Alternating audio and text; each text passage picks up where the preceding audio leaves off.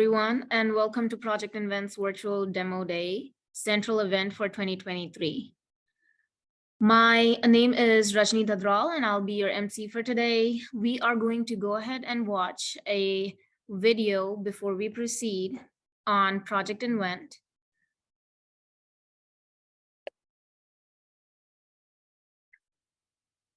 As I'm in the midst of applying for residency right now, wish me luck, Grammarly has again been a lifesaver with my application and helping.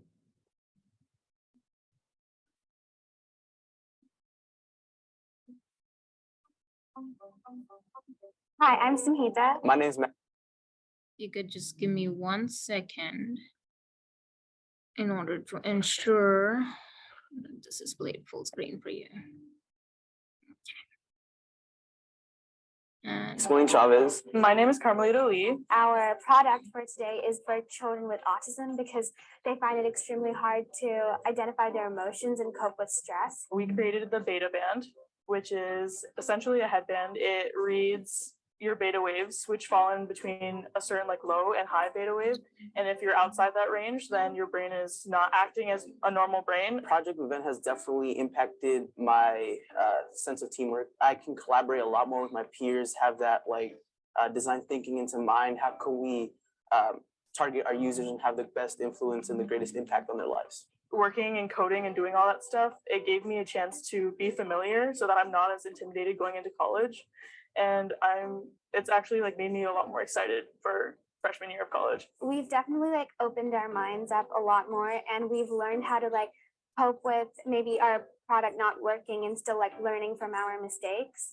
Having interacted with people who are on the spectrum, young adults and little children, and seeing what they go through and understanding their experiences, and then being able to put that into a product, engineer something, and then see that truly affect them and help them. A lot of people try and create products for people that they don't even they never even talked to before. So we had a lot of things that we thought would be good, but after talking to people who actually use wheelchairs, they were we don't have problems with that. So it just you really should talk to people and get to know them before you make assumptions about things that they struggle with. I think the impact has been huge, and it's changed my outlook towards education for project-based learning and education a lot, actually. The reason is because prior to Project Invent, I focused a lot on just developing technical skills and having the students learn laser cutting, 3D printing, soldering, sort of for the sake of learning 3D printing, laser cutting, and soldering.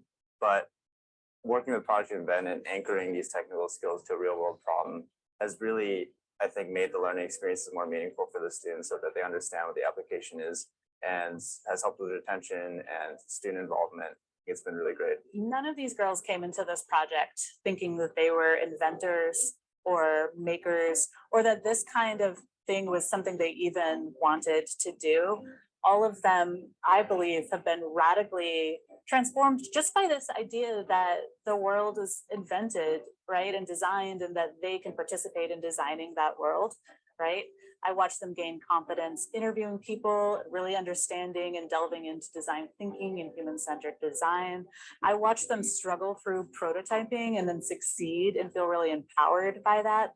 We have 4 women here who are ready to take on the world and change the world with the invention that they're making. And this is not something that they would have even considered doing in September of this year. It's been really amazing, being able to turn a problem into a solution just through engineering. And so I think Project Invent has taught me that anything that you see out in the world, if you think there's a way that you can fix it, it's totally doable, and that there are resources out there and people out there willing to support you throughout the journey. This is bigger than just us.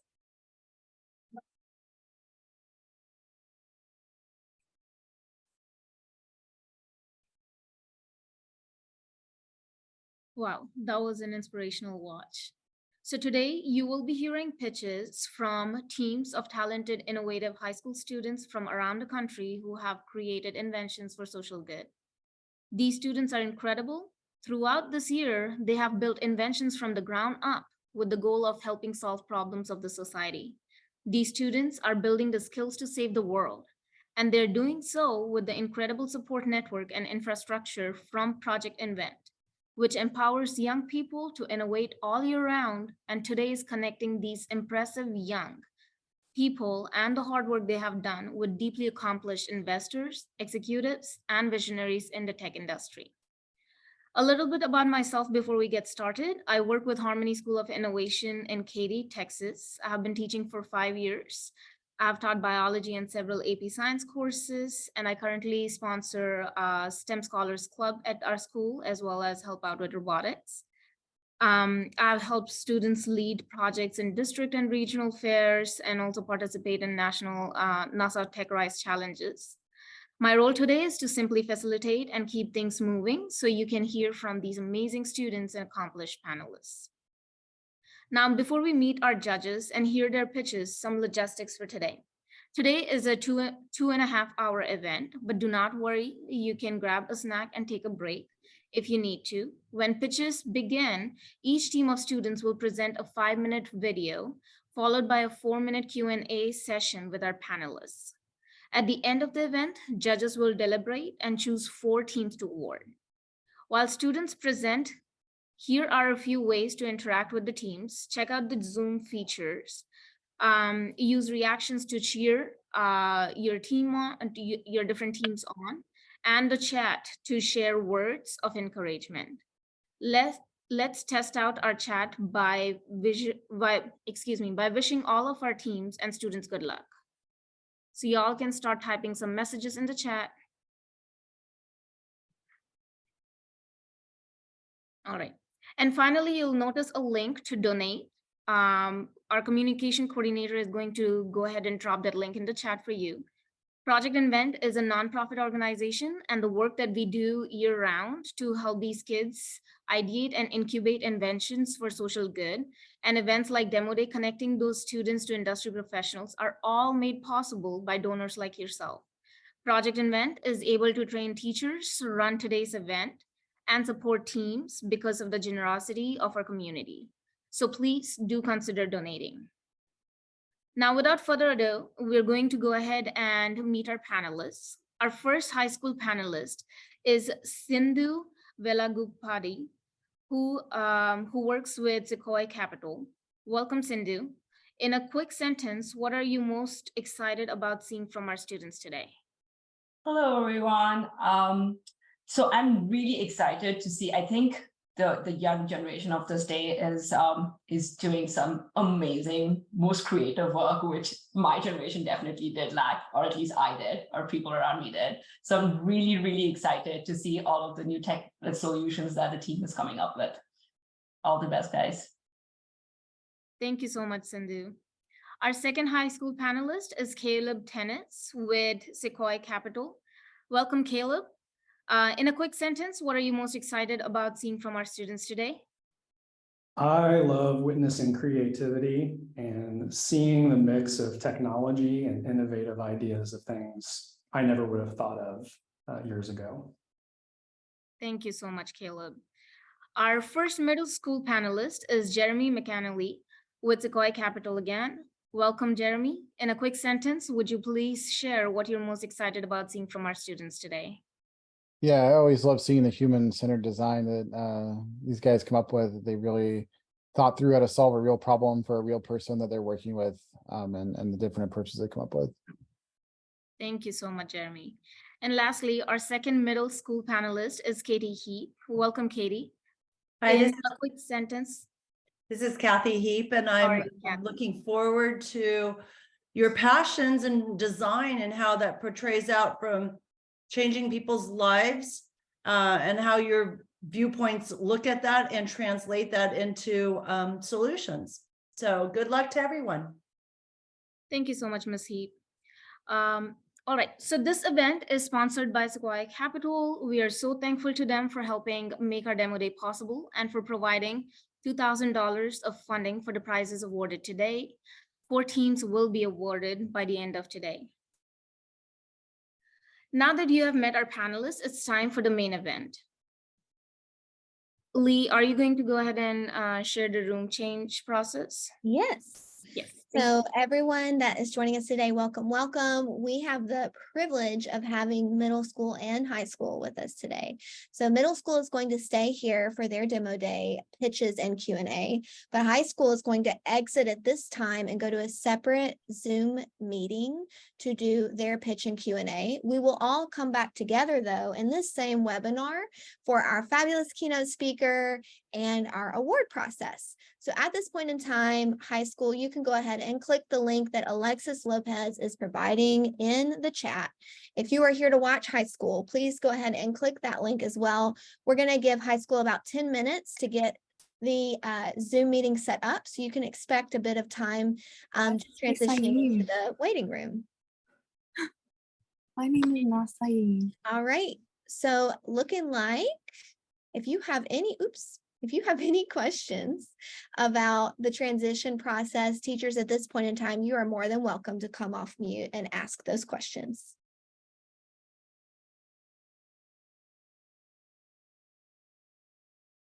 Right. Alexis, will you drop that link again? And we'll make sure everyone can see it. All right, so if you are watching as an attendee at this point in time, you should also see a Zoom link. It says high school Zoom link. So you can go ahead and copy that over and you'll all join us back here in this space after high school has completed their Q&A and a pitch video section. All right, so our high school judges, you can head on out. Our high school students, you may head on out, as well as our high school teachers. And then we'll start transitioning this space. So Rajani, you can head on to that separate Zoom meeting as well. Great, thank you. Yeah.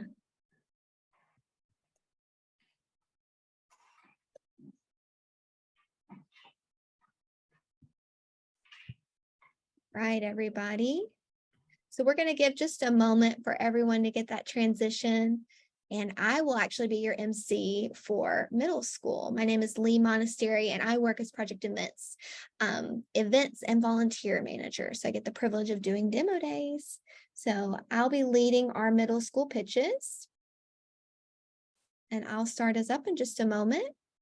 In the meantime, I want to check in with my middle school teachers. Are you guys all okay with your teams? Can I get the link again for the high school breakout? I dropped out of Zoom and that link, I lost the link. Yeah, for sure. Jerome just dropped it for you. Thank you. All right. I want to do a just quick check-in with my middle school teachers. Middle school teachers, I know some of you are waiting in real time for your students. If you could DM me or Jerome or Jillian with any updates on attendance, if you need to alert us of anything. And we are about to get started.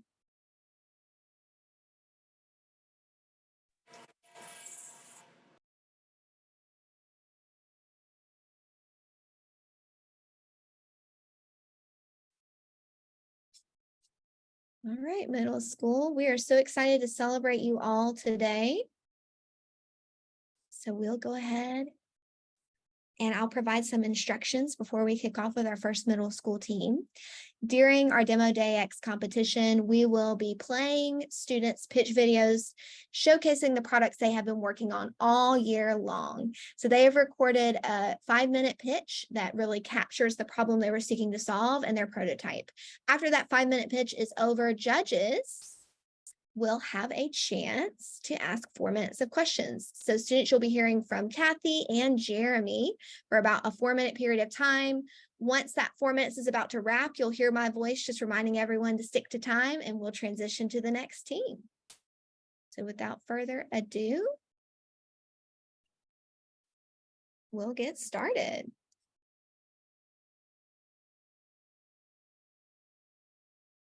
So up first, we have from Philadelphia, the winners, Easy Sight. And Jerome, if you could give me a thumbs up if the video quality is good to go and audio.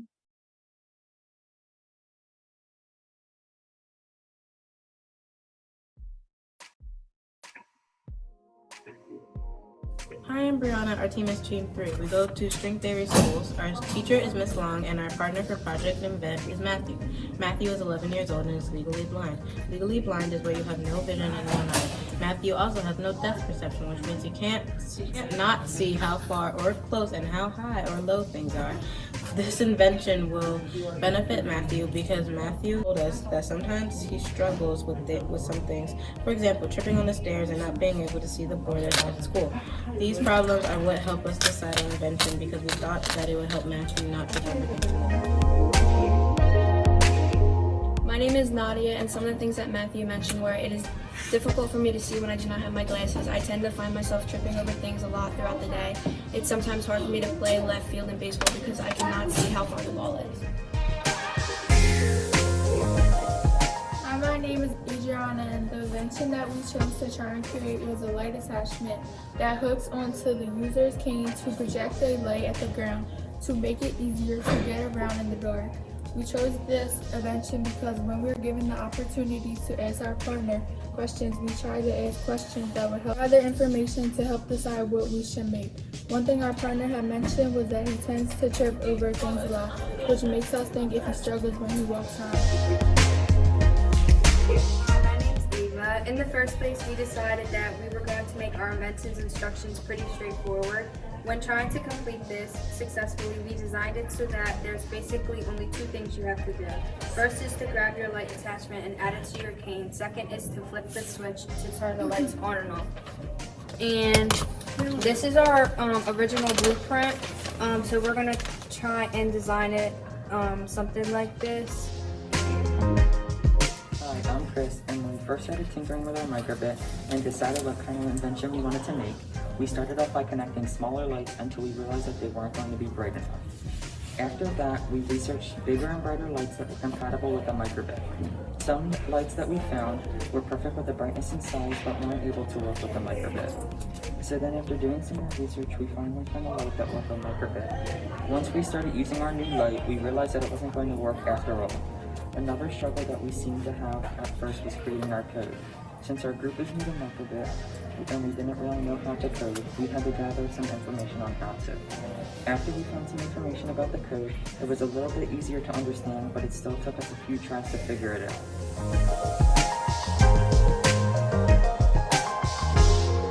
After all of our struggles with the lights, we decided to go back to our original plan and use the smaller lights. Even though the lights weren't as big and bright as we hoped for them to be, our project was still successful and we really enjoyed doing this project. Awesome. All right. Period. So at this point, we have the honor of hearing from our judges. So Kathy and Jeremy, you have 4 minutes to ask our team some questions.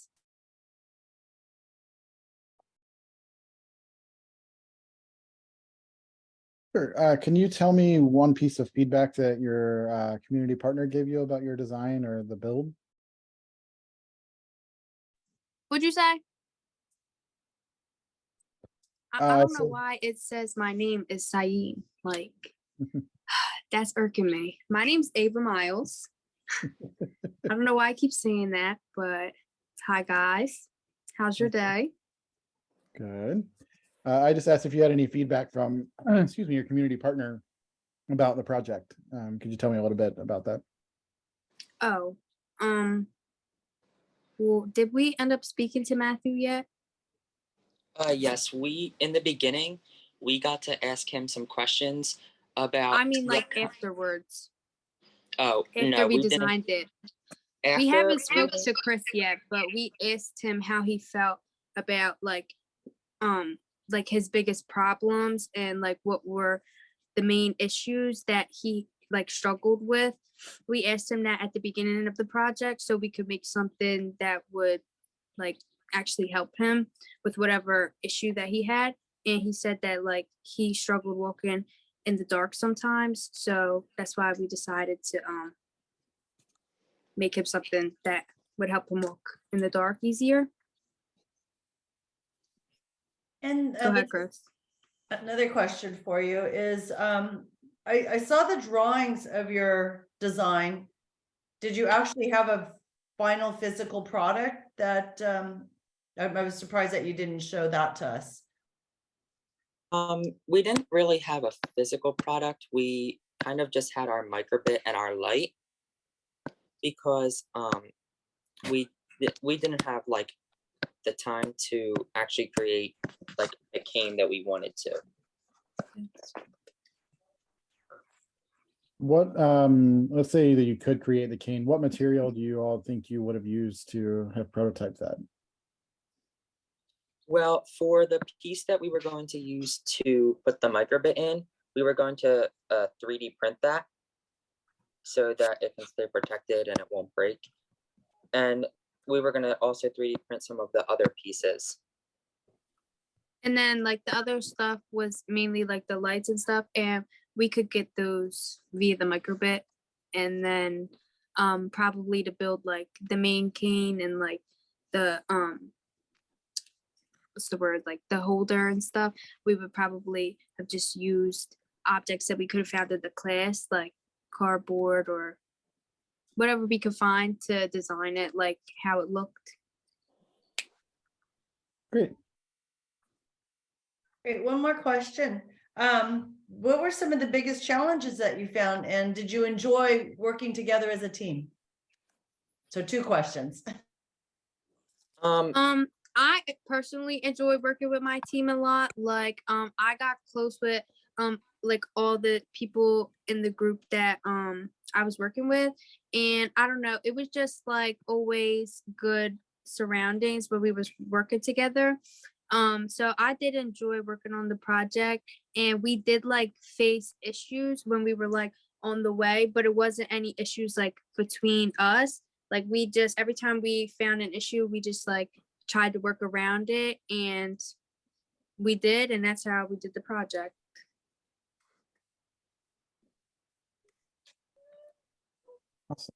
Awesome. Could you tell me a little bit more about learning to code this? Like, what was the process you all went through to figure out how to make that work? At first, we obviously, since we're new to microbit, we couldn't really understand it right away. So we did like a little bit of research on how to and what we should like do to actually be able to connect our microbit to make it turn on the light. So that was definitely one of our main challenges. But yeah, and before we actually started working on like actually like working on our code, when we were actually just like practicing and trying to design our code, we were on microbit.org, I believe it was called, and we just we practiced like designing the stuff online, and then it helped us when we actually had the real microbit stuff hands-on, you know what I mean? Right, sure. Awesome. All right. Well, thank you so much, judges. Thank you. Yeah, great work, team. So now we'll go ahead and transition to our next team from Philadelphia Performing Arts. We've got team number 4, Helm Tector. Let's check out what they've been up to.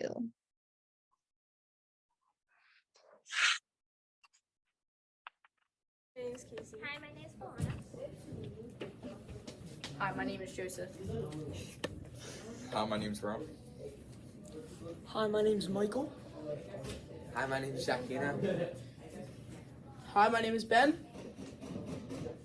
We're Team 4, Philadelphia Performing Arts, Mitch Holmes class. When we first met our community partner, Matthew, he told us that he liked playing baseball. But due to a vision impairment in his left eye, it can be difficult. So we decided to create an assistive device to help him and others to be able to detect the motion of a baseball without difficulty. We want people to be able to enjoy their favorite sport without any problems. Playing sports is supposed to be something that everyone should be able to enjoy and have fun with. We invented the Helm Tector. The Helm Tector is made to fit onto a baseball catcher's helmet. This device is equipped with the main components of a motion sensor and speaker. When motion, preferably by a baseball, is detected by the motion detector, then a sound will play out from the speaker. Our goal with this is that when someone hears this sound, they will know to move their glove up to catch the ball. We start off our process by researching how to code a motion sensor into our device throughout microbit. Then we got all the materials we needed to be able to code this into reality. Throughout our process, we had encountered some obstacles. We weren't able to code it correctly the first time, and the motion sensors didn't work properly. But after a few tries, we got it. We were able to code our invention and make it come true. When we tested this device, it worked well, and we had no problems. This could also be used to help people beyond Matthew. It would be able to help any visually impaired person who is interested or is currently playing baseball. Not only can it help with baseball players, but it can also help people with normal, everyday issues. Since this device is detachable, a person could attach it to something other than a baseball catcher's helmet, making it easy for everyday use. If a blind person is walking across the street, the device could be used to help them detect if any oncoming cars are coming to keep them safe.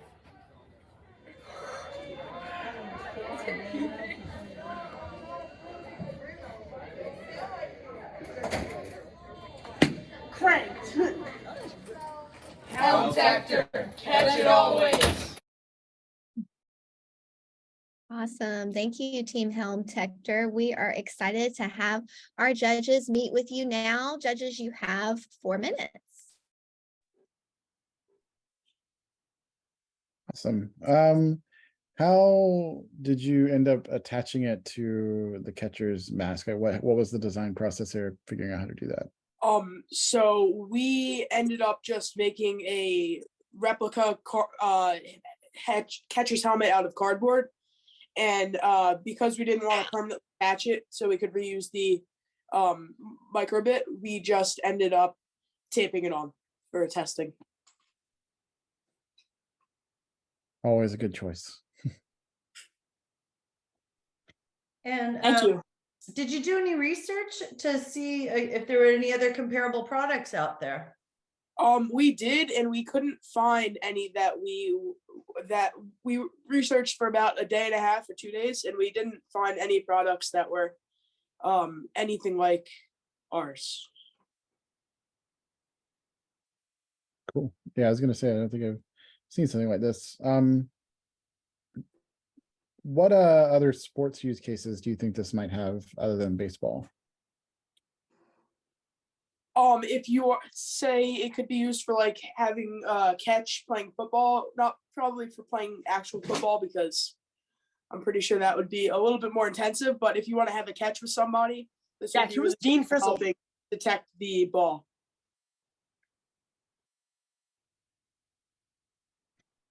Is this something that your team would like to work on and develop further? I enjoyed. I can't speak for the rest of my team, but I really enjoyed developing it. So I would be into. I enjoyed it as well. Yeah, so did I. It was Fun. I think Me that also. if we were given more time to work on it, I think we could have made it better. But I really enjoyed this whole project.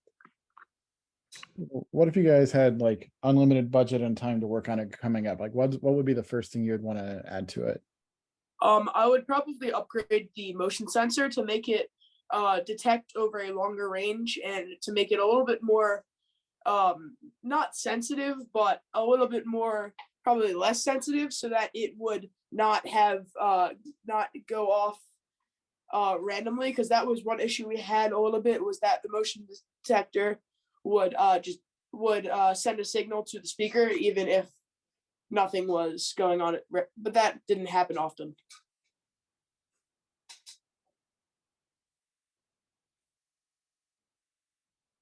Thank you for your time and answers. It looks like you had a fun time working together as a team. Yes. Some challenges. Awesome time. Thank you. Blue Titan. All right, judges, any more questions from you all? Or are we ready to move on to the next team? Alrighty. let's go ahead and get started. We have our next team coming from Carroll Magnet Middle School. We've got Team Rubik's. Team Rubik's has worked on Box Band, a simple slip-on solution to allow for safe and comfortable workout routines for people with Parkinson's that want to avoid harm while also maintaining a healthy and normal lifestyle. Let's hear from Team Rubik's.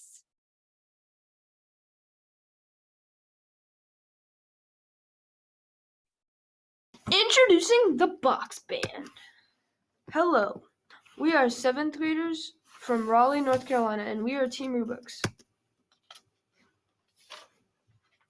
This is our team. Meet Mr. Tom Constantino. He has Parkinson's disease but doesn't let it define him. Advocate for education, works out, exercises, loves to be outside, and helps people with Parkinson's have the best life possible. Parkinson's disease. Parkinson's disease is a brain disorder that causes unintended or uncontrollable movements such as shaking, stiffness, or difficulty with balance or coordination. Symptoms usually begin gradually and worsen over time as the disease progresses. People may have difficulty walking or talking. I happen to have Parkinson's, but it doesn't define who I am. Once I realized that, it helped me turn my life around. Mr. Tom. Our problem. Mr. Tom has Parkinson's, but he loves boxing. The tremors make it unsafe or uncomfortable for him to exercise and practice boxing. We got the idea of thinking how we can help Mr. Tom exercise normally without being affected by his tremors. The Box Band is a simple slip-on solution to allow for a safe and comfortable workout routine for people with Parkinson's that want to avoid harm while also maintaining a healthy and normal lifestyle. Our product features. The yellow light is an example for the vibration motor. The vibration motor will help counteract the tremors in your hand. The blue light is an example for the cooling element. The cooling element helps make you more comfortable by cooling you down. These are our prototypes.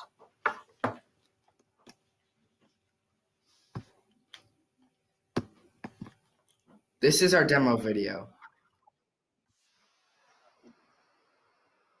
Here you can see us demonstrating how to use the Box Band. It won't look like this right now. It will look a lot slimmer. If you hit button A, the blue light turns on. That symbolizes the cooling element. We haven't found a suitable cooling element for the Box Band. If you press button A again, the blue light will shut off. If you press button B, the yellow light will turn on. The yellow light symbolizes vibration. If you press both the buttons together, it'll be like a kill switch. Our community partner, Mr. Tom, shared with us that he thought our Box Band product would be useful. He liked the connection and improvement upon the Emma Watch. He suggested that we take a look into the Q1 device. Competitor matrix. The Q1 device has vibration and a cooling element, but it's not very affordable. The Emma Watch has vibration to counteract the tremors, but does not have a cooling element and is not affordable. The Box Band has all three of those. It has vibration, it has a cooling element, and it is affordable. What we need to do is finalize the Box Band and incorporate cooling element. Sell it with a marketing plan. We need $500 to finalize the Box Band, $300 for our marketing plan, $300 for operational expenses for the first 20 models. We are asking for $1,100 in total to produce 20 initial Box Bands. By funding our work, you will be supporting all people with Parkinson's. You are making it safer and making people feel more in control when they work out, because every person deserves to be able to be active and do the things that they love. Thank you for your consideration. All right. So now we can hear from you, judges. You have 4 minutes to ask Team Rubik's more about their product. Can you tell me a little bit about the process of learning about Parkinson's and like how the vibration counteracts tremors, just sort of the whole learning process around that part of it. So it counteracts tremors because since like tremors is when your arm like vibrates or like you start like feeling like I guess vibrating or like shaky. And so if you vibrate, it'll like practically like just like I don't know how you would put it, but like it would just like basically make it like not so like that you feel it anymore, because since you won't feel the vibration or the tremors once the vibrations is turned on. Great. So are you saying it would restrict the person, or the person just feels the vibration and that it feels the moment that it's happening? I would say that it depends on the level of like vibration probably that you add to it, but like how it depends on how bad the tremors is and then how much vibration you want to counteract it, I guess. Okay. So when I saw that in your competitive matrix, which was a good idea to look at, were you able to actually get their physical products to review? We've never got them in person, but like we researched them. And what do you think is the biggest challenge that you faced while you were designing this or working together as a team? Probably the coding, because since we messed up once and then like we redid it. And so, yeah. Did any of you have a background in coding and electronics before this, or was this all new territory for you all? So Scott, which he was the one like who made most of the code, and he got help from our other teammate, Lucas. And I helped them, but they like knew a lot about like coding and like what we needed to program in order to get the vibration. Very cool. Good job. Thank you for your hard work. Yeah. Thank you. All right. Judges, we will hear from our next team. Thank you so much to Team Rubik's. We'll now be hearing from Carroll Magnet Middle School. Team Ninjas. So Team Ninjas created the Water Waiter, which is a timely way for households to measure their water usage and know how much they're spending on water each month. Let's hear from Team Ninja Chickens.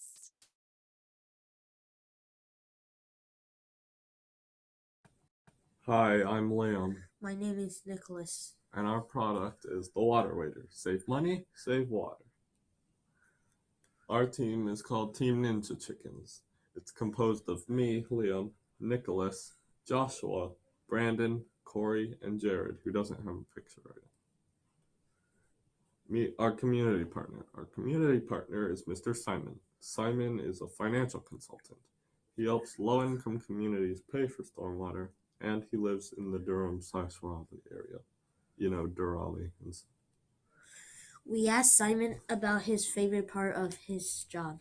He said, I think my favorite is probably the one helping people who are having a hard time with their water bill. I like helping people. The problem is the average water bill is $73 per month in the US. This is a colossal deal in poor communities, where every cent matters. $1 spent today might mean no food tomorrow. Our solution is the Water Waiter. The Water Waiter is able to measure household water usage and tell them how much they're spending on water each month. Some of the features of the Water Waiter include a button to show the total gallons used, a button to change the selection, a button to add selected gallons to the total, and you can shake it to reset all the values. we have a bit of a demo video here. So as you can see, when I press the button here, it selects the first appliance, which is toilet. And then when I press this one, it adds it to the total. And then when I press the top button, it shows that there's 1.5 total gallons that have been used. And then if I press this one again, it selects a shower this time. And then when I press this button, it adds it to the total. And then the top button, now you have used 18.5 gallons. And you can shake the water meter to reset all the values.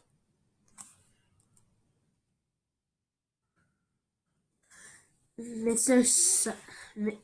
Simon suggests we give people the option to see how much water they use and money they spent on any given day. Mr. Simon encouraged us to start with one appliance in the coding and then add more in later. Mr. Simon said we should encourage users to compare water weighter calculations to the water meter occasionally because a lot of times people have leaks in their pipes and don't know it. We have a bit of a competitor matrix here. So as you can see, the water weighter counts gallons, it will show the cost estimate, and it is easy to use. A regular water meter counts the gallons, but doesn't show a cost estimate and is not easy to use. And the Flume water tracker counts the gallons and is pretty easy to use, but does not show a cost estimate, making water weighter the best. Call to action. Total money needed to produce the first 100 units.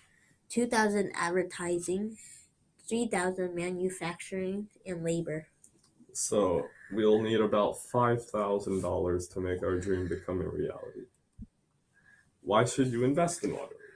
If you fund Water Weighter, you can help millions of people save money that is usually spent on water, while lowering our nation's water usage. It's a win-win. Do you think having access to clean water is a right people should have? Awesome. Thank you, Water Waiter. Let's hear from our judges. Could you tell me about a challenge that you all, or maybe a failure that you encountered while designing and prototyping this thing?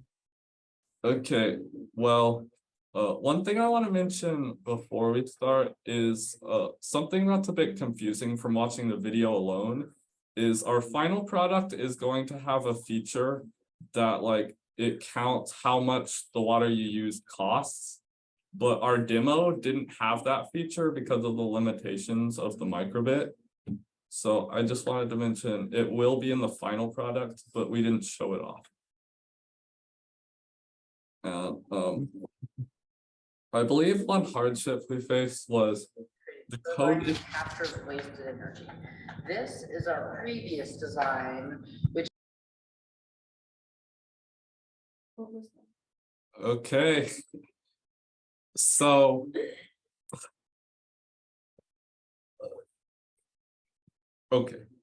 one hardship we faced was the code itself took a bit long to prepare because of how we needed one button to be able to switch between multiple appliances.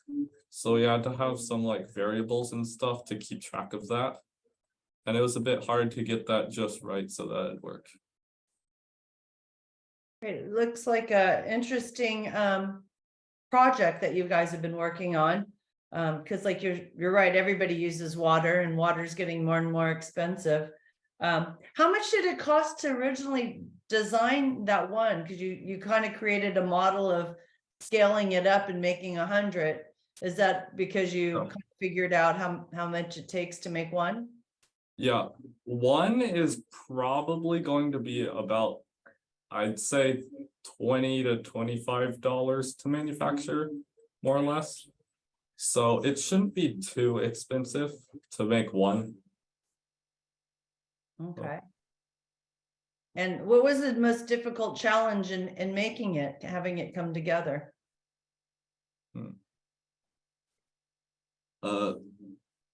Well, one thing, like I already mentioned, the code was kind of hard, but also just like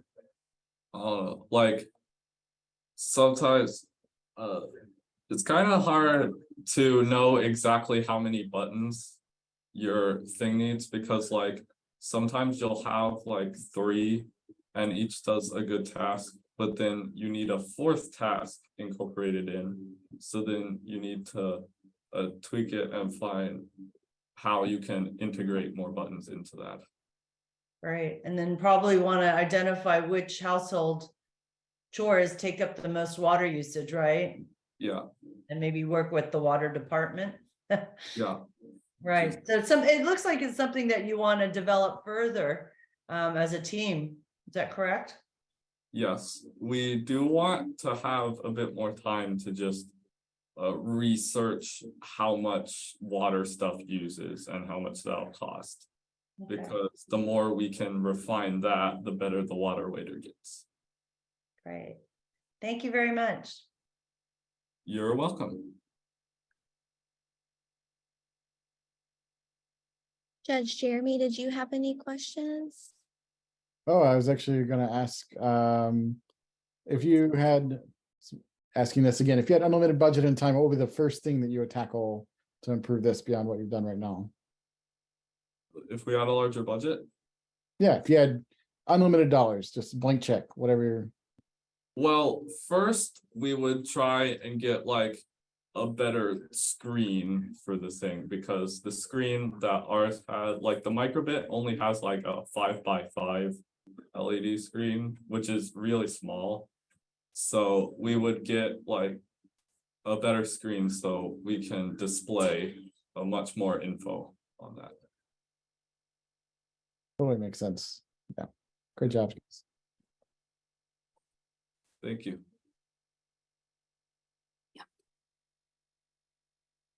All right, teams. So we'll transition to our next team back to Philadelphia Performing Arts School. We have Team Laserbeam coming up next. So they created the ocular strap-on lens, so you'll never know what you'll need when you'll need another eye. I'm very interested to check out this pitch from Team Laserbeam. Let's see what they've got.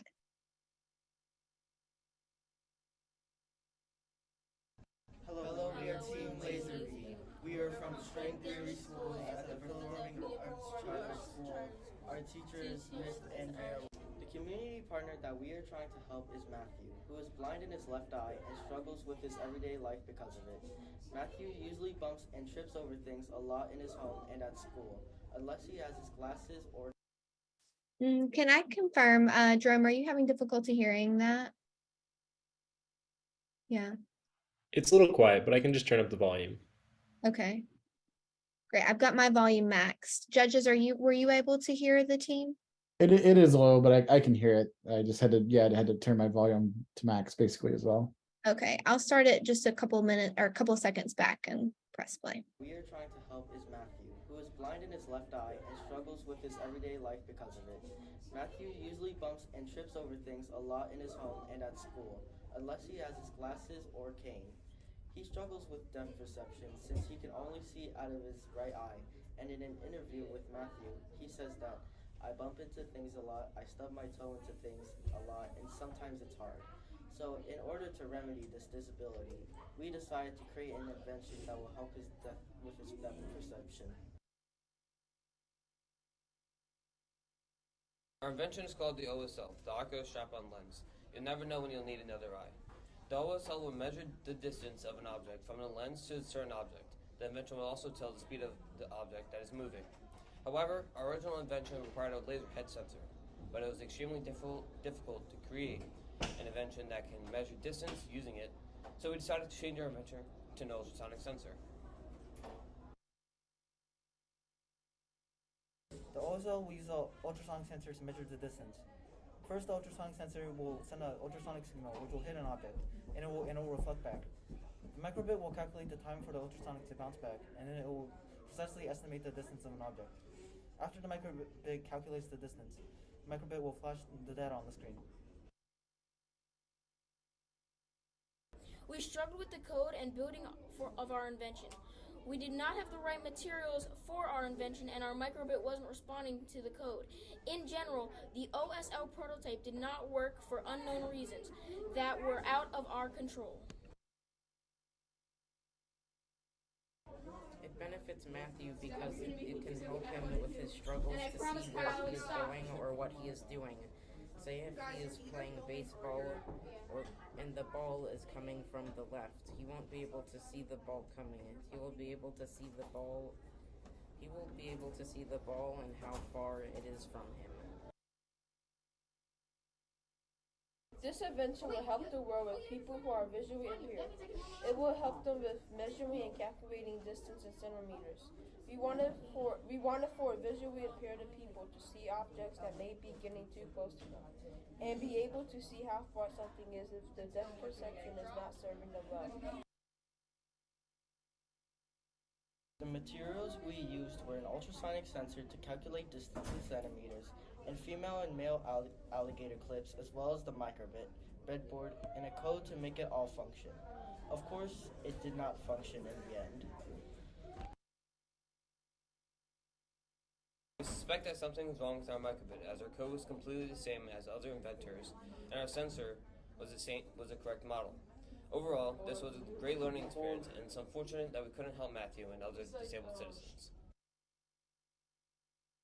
All right. Thank you so much for sharing with us. Now we'll go ahead and move on to our judges.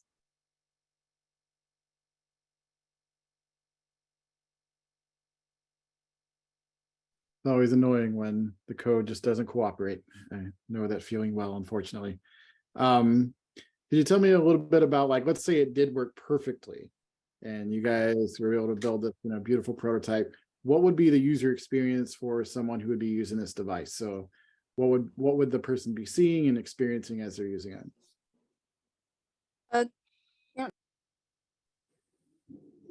Would anyone like to speak right now, or I could speak?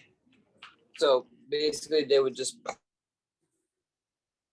point the sensor, so there would be a little sensor, and they would point at any object, and the microbit would read out the distance in either centimeters or inches. They would be able to input it, and that's basically how they would be able to measure the distance. Very cool. Okay, makes sense. And when you came to a stumbling block, did you ever think of going back to the brainstorm stage, or were you too far along and too invested in this design approach that you were headed towards?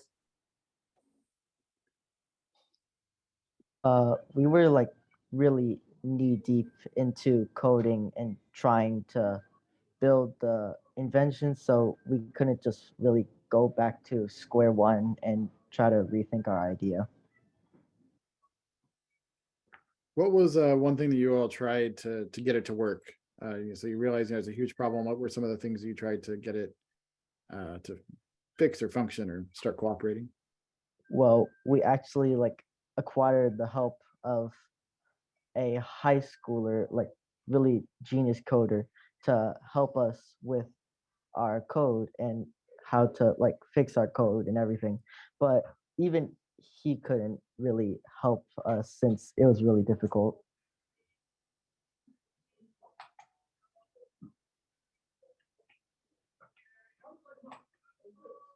What did you all use to design the 3D rendering of the product there? And what was the process there? So I helped to make that. So I used Tinkercad in order to create it. I used the shapes in order to make a rough sort of picture of what the OSL would look like. Very cool. I love Tinkercad. It's a great tool. Did you all think about maybe actually 3D printing one, or what would you have done if you'd been able to prototype the actual physical device?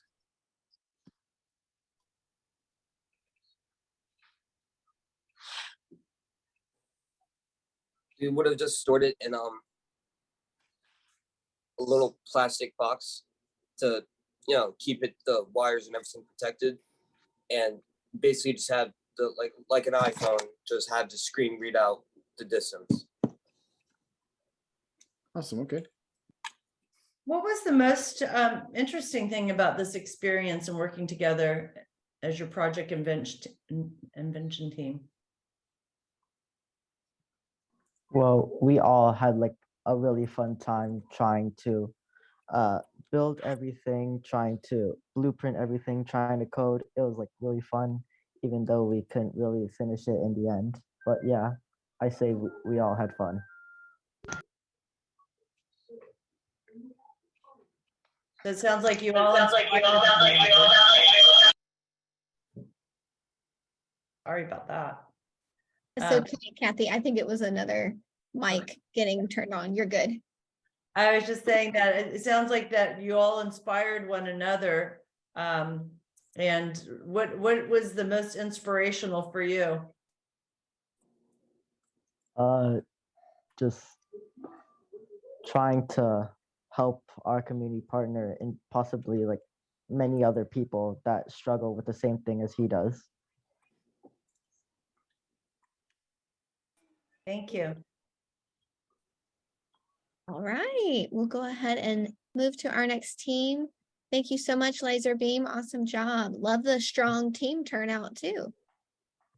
All right, so we'll be heading back over to Philadelphia Performing Arts School to hear from Mauve Mechanics. They created KID, which is an acronym for Kid Identification Device. Can't see them, hear them.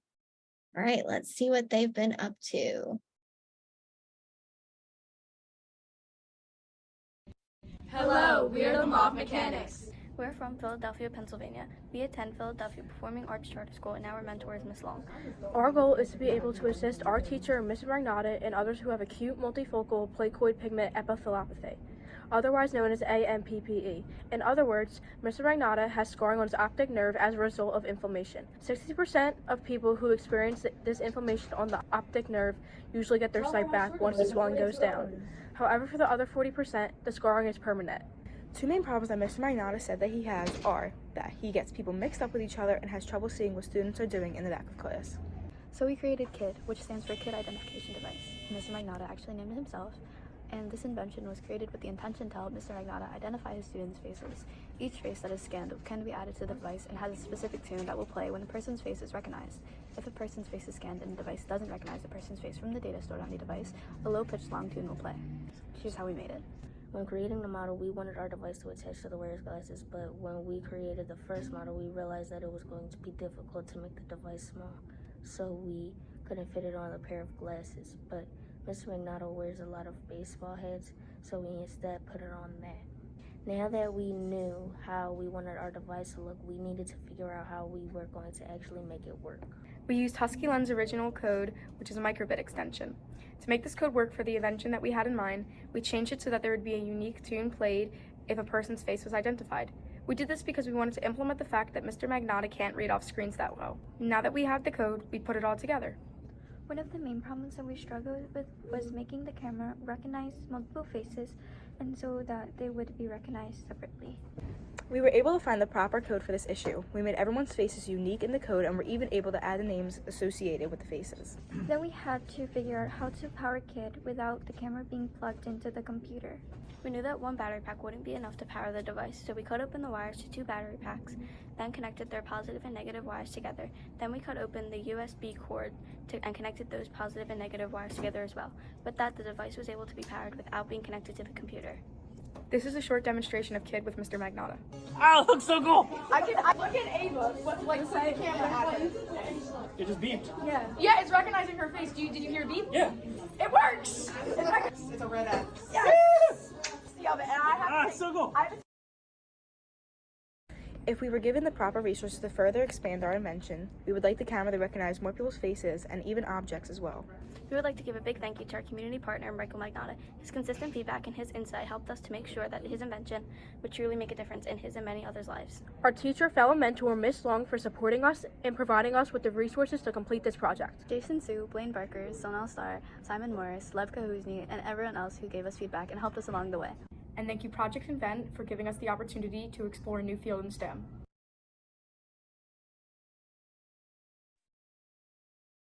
Amazing. Thank you, Mob Mechanics. Very cool.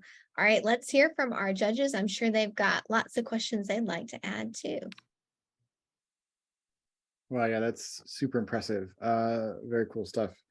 Can you tell me a little bit about writing and working on the code for that? Because that seems extremely complicated. I'm still sort of trying to put together in my head how that would even work. I'd love to know about the electronics involved and the code and everything. So to find the proper code that we needed, we were scrolling around on Microbit and we found a Microbit extension called Husky Lens, which very conveniently also had a camera to use for that specific code. Kayla and Maddie did a lot of like looking on the internet to try to find like all of the code written out to see if we could make that work.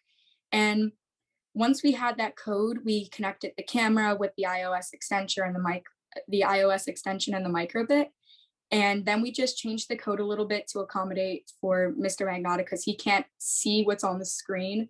So the unique tune for everybody was meant to, be that, fill it in. Yeah, that's great. That's really, really smart way to handle that. And it was nice that you had Mr. Magnotta's time, right? To keep checking in with him quite frequently. Yeah. Yeah. I like the concept that you that you created all these things. Did you have to go back and did you have problems along the way before you actually got to the piece that you took to Mr. Magnotta on his cap? Yeah, one of the biggest problems was that we wanted to originally, so Mr. Magnotta wears glasses and we wanted it to originally attach to the glasses. But once we actually had everything in front of us and it was all put together, we realized there was no way it was going to be able to fit on the glasses. It was just too big. Or even if we put something like wrapping around connected to the glasses, it was just too big and too heavy with all the battery packs and camera. So we decided putting it on the hat would be best. And while it is a little angled up, Mr. Magnotta is very tall. And typically when he talks to people, even if they're like his height, he kind of bends down a little bit. So that wasn't really a problem. Awesome. And did you all have a background in electronics and coding? Or maybe just figured it out really quick. What's one thing that you all had to actually like learn or research to make this happen?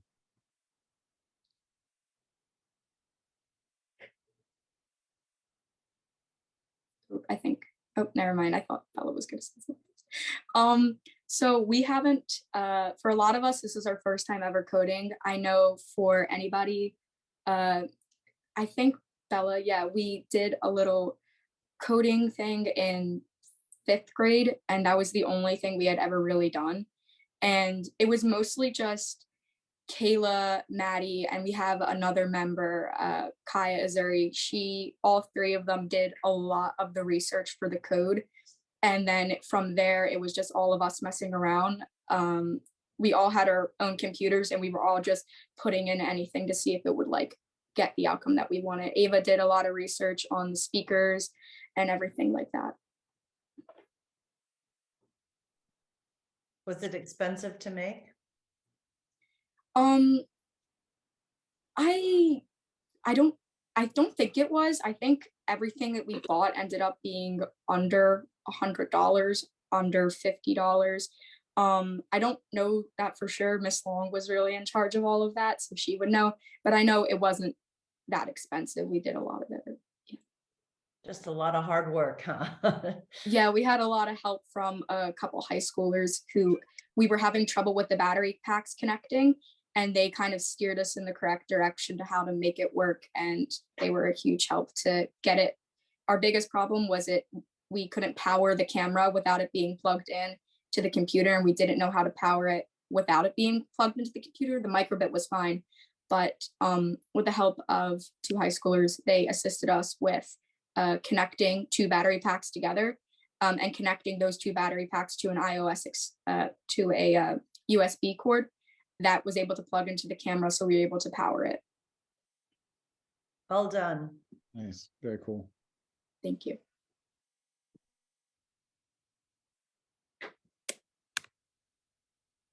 All right, judges, if that is it, we'll go ahead and move on to our next team. Awesome job, Mob Mechanics. Way to go. All right, so I do want to make one quick announcement. If you are a high school team, please let us know. We're waiting on a few Hinsdale High School students. So if you need any help getting to your correct Zoom meeting room, we'll drop that in the chat again. This is for high school students. If you're waiting and wondering, where's my team? We've got you in a separate Zoom meeting competing there. All right, let's hear from our next group from Carroll Magnet Middle School, Team Cookie Monsters. Team Cookie Monsters created Gallon Gizmo, which is an easy way to lower your water bill and save money by tracking how much water your family uses each month. Let's hear from Cookie Monsters.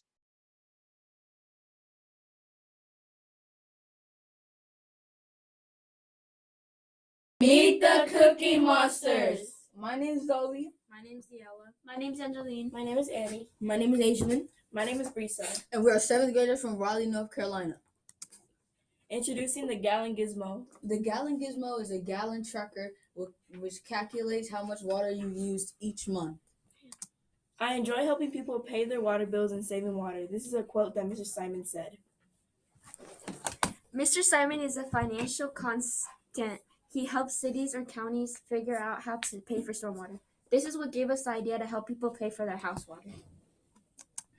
Our problem is the average household uses 300 gallons of water each day. This is expensive for families to pay their water bills and is harmful to the environment. Most people don't know how much water they've used until they get their water bill in the mail. Solution. Gallon Gizmo is an easy way to lower your water bill and save money by tracking how much water your family uses each month. We think that just by knowing how much water you are using, you will be encouraged to use less. This is our Gallon Gizmo features. The first Gallon Gizmo feature is that it can track gallons. The Gallon Gizmo tracks the gallons of water used every month in your house. This includes when you flush the toilet, run the sink or shower, and when you use the dishwasher or washing machine. Eventually, we want you to be able to customize these. Our second feature is sleek design. Our product will look nice in your home. Eventually, we want to have the ability for many devices to be placed throughout your home, and they all connect so that you can press the button wherever you are. Our third feature is save money and conserve water. By using our product, users will save money on their water bills each month and will conserve water for their communities and world. Gallon Gizmo calculates the gallons of water that your house uses. A and B is for the dishwasher, B is for the toilet, A is for the washing machine, and logo is for start or stop, sink or shower.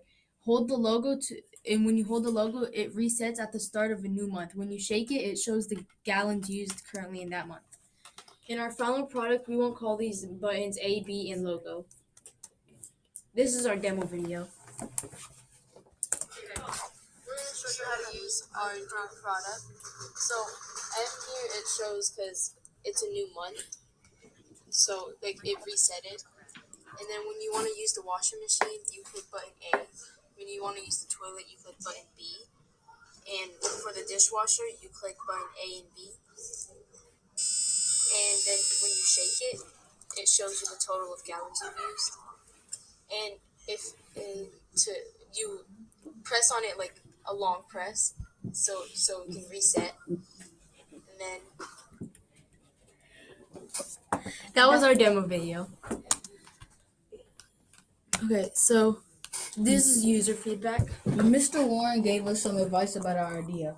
Meters. He told us that every home and business has a water meter that measures gallons used. He liked our idea because most people don't check their meters. Our second one is start with one. He encouraged us to start with one appliance and add more in. That's what we did. Calculation. He helped us come up with The formula for calculating water flow with the sink and shower, 1 minute flow times average gallons.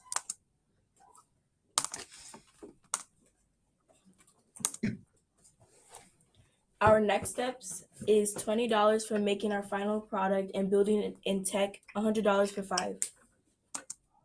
Thank you for helping the planet and helping people save money by investing in Gallon Gizmo.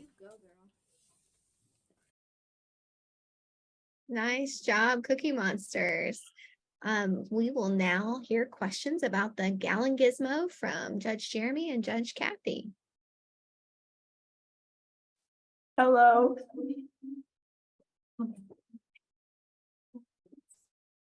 Hey, can you tell me about one challenge you all encountered while you were working on this? Like what challenges you had?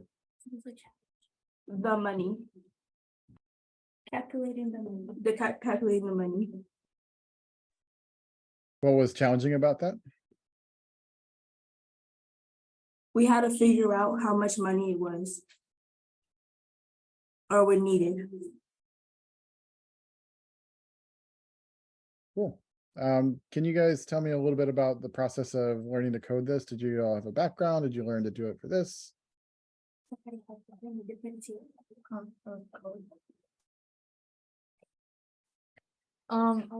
So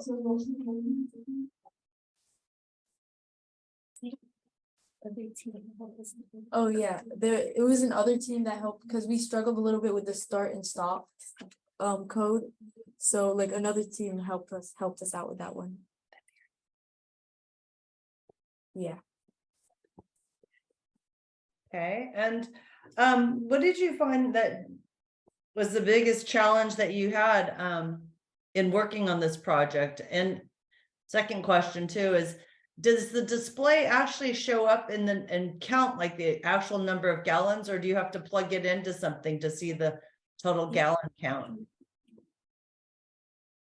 Like when you shake it, it shows the whole total of how many like gallons you've used. So the numbers come up in those red. It like adds it. Every time you push it. But Yeah, there's like certain buttons for like the thing. And are you able to store that information? Yeah. It like, well, kinda, like, cause when you shake it, it shows the whole total of how many gallons you've used. And then can you connect it one to your mark. computer that you have coded and download that information? So you record like maybe over a week or a day? Yes. Did you actually get to use it in your households to find out how much water you used?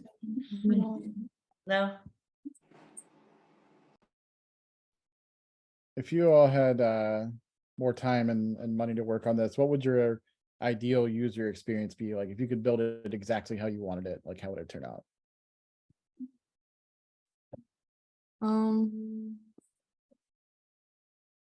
Well, yeah, the bathroom, kitchen.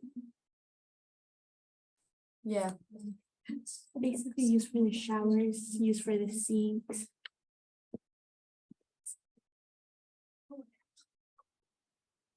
Using this tool or creating a tool like this and seeing the struggles that other people face, do you feel like it's changed the way you use water or how you reflect amount of water you use a day?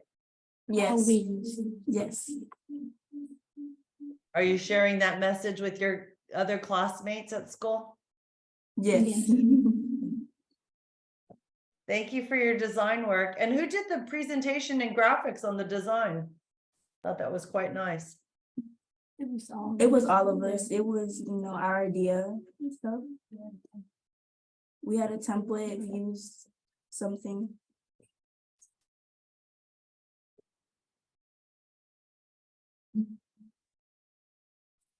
All right, everybody. So now what we'll be doing is heading back to hear from our next team at Philadelphia Performing Arts Charter School, Team E. Team E has created the Help Belter, and it allows, the question is, have you ever constantly tripped over something or bumped into something Well, fear no more, the help belter can help. Feel like I could benefit from that a lot. Let's hear from the help belter team. Hi, we're Team 3 from North Charter School. Hello, my name is Chance, and today we're going to be talking about our project and why it's useful in Matthew's daily life. My name is Luca, and I'm going to be talking about our project and event partner. His name is Matthew. He is 11 years old, and he has a vision impairment in his right eye. And we are solving his problem by making a belt that goes around his waist, and so he doesn't bump into things during his day. Sensor is a key point onto our belt. The sensor will be in the front center of the belt when he puts it on. The sensor will start to go off when he's in front of something that is 73 centimeters, aka 3 inches.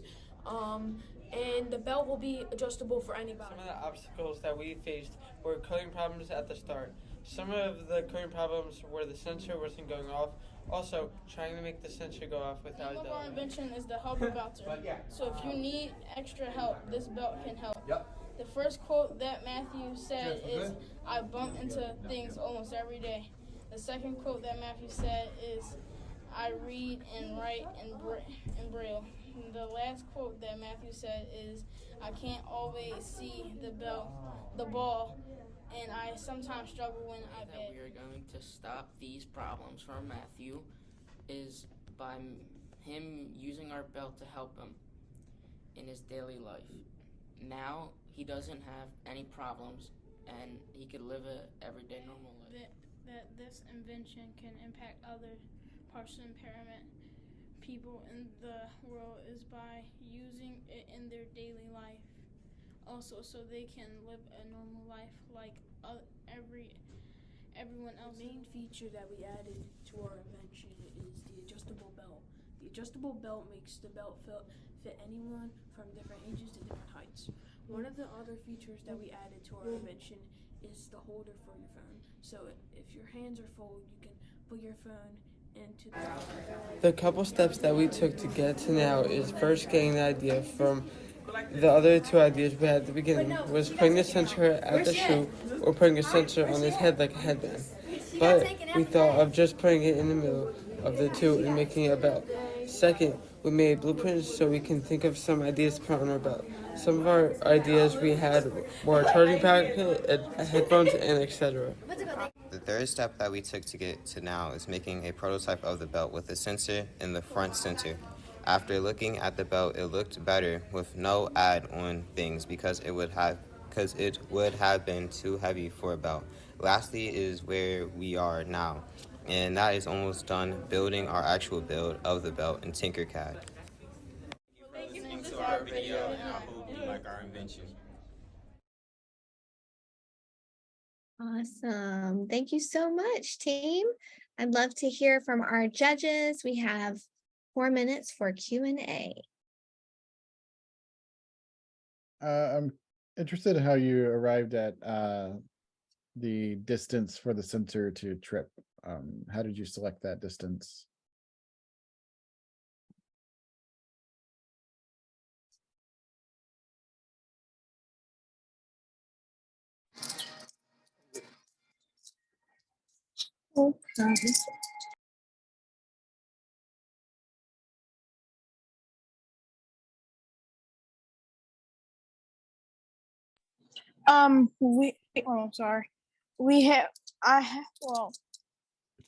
Myself and my other partner Angelo and Luca, we had watched a video for a short distance sensor.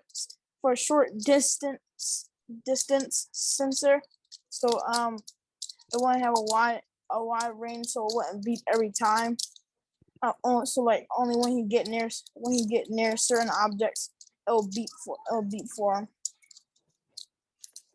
Okay, great. And were you able to actually prototype this with the microbit and the sensors and all that? Or I may have missed that part of the video if you did. What was your question again? Or were you able to physically like try this out with your partner and get some feedback, or? No, we haven't. I haven't met Matthew. We haven't met Matthew in person yet, so we couldn't try it out on him. but we tried testing ourselves with like it was a paper belt, and then I just connected the sensor to, yeah, I used the sensor and the battery pack to help it beat without the computer. Cool. Okay. So you haven't yet, you've used a paper model and you haven't yet tried it on a leather belt or something to, not yet. No. That would be next stage, right? Yeah, I'm trying to find a perfect belt that can fit Matthew, but I'll need to measure his waist and size so I can make it. And then we had an idea to put adjustments on there, so like a phone holder for the belt and everything. Did you all find that this was an interesting experience and want to take this design further? Not really, because there's a lot of other people that made this belt that did way better than us, but we just tried our best because we wanted to make Miss Long proud. Good job. Well, I think carrying through shows that you have resilience, you know. Definitely. Yeah. But what did you learn most, maybe as a group or independently, from this project? Well, most of us learned to help each other out. So some of us had different types of jobs. One of my teammates had script, and the others had 3D modeling. And then I was on the microbit coding. Then my friend Luca, my teammate Luca, he was also helping me with the coding, but he was also helping his other friend, our other partner, Angelo, with the script.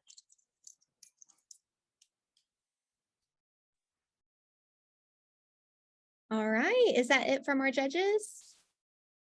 Awesome. All righty, way to go, team. Thank you so much for answering our judges' thoughtful questions. Up next, we have another team from Philadelphia Performing Arts Charter School with the finger scanner, Read in a New Way.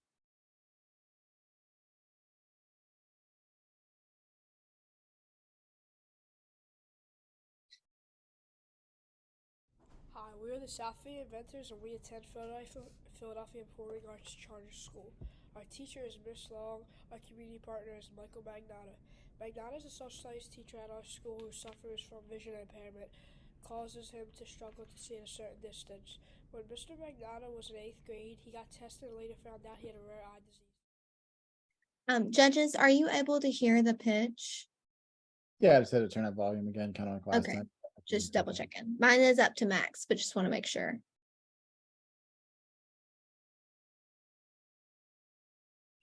Normally people who get the rare eye disease at a young age come with swelling, but as patients grow older, 60% of patients' swelling begins to get smaller and their senses of sight begins to come back. 40% of patients' scars do not get smaller, leading them to grow older with decreased eyesight. Unfortunately, our partner is a part of the 40%. One of Mr. Magnotta's struggles is that he had white blind spots in his eyes. So when he looks at something such as a device from a close distance, then it's uncomfortable. As stated by Mr. Magnotta, he is very excited to see how our project and invention turns out. Our product is the finger scanner. Our one-liner is Read in a New Way. Our product is a finger scanner made initially for individuals with vision impairment. With efforts to help vision could make it easier to read words out loud and or to patients. The length of our device is 3 inches, width of 1.5 inches, and a height of 1.5 inches. The device will come with the earphone jack, so when people use the device, they can use headphones if they do not want to speak out loud. The device will also have a camera so that people are able to scan the words, and it will also have a speaker so that the device can read out to the person using it. There will also be a button so that they are able to turn it on. A key problem we faced was communication. And we were never on the same page, and we tried everything in our power to make this invention work for us. But at the end, there was a website for this invention. This is a part of science failing and moving on. Although when we hit our roadblocks, we brought our intelligence together and found other ways to make our resources work, such as coding and minorly fixing prototypes, and we learned a lot throughout the entire process. The next thing, we wanted to help our community partners, but we couldn't, so we failed but learned a lot. An influential inventor that has failed multiple times before reaching success is Thomas Edison. He is most known for inventing the phonograph, the motion picture camera, and early versions of the electric light bulb.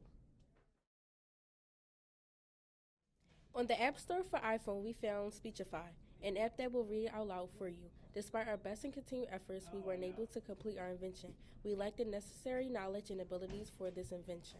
We wish we could make this invention come to life, but unfortunately, we had to settle for a 3D model of the prototype. Our 3D model is made out of hard plastic from a website called Tinkercad.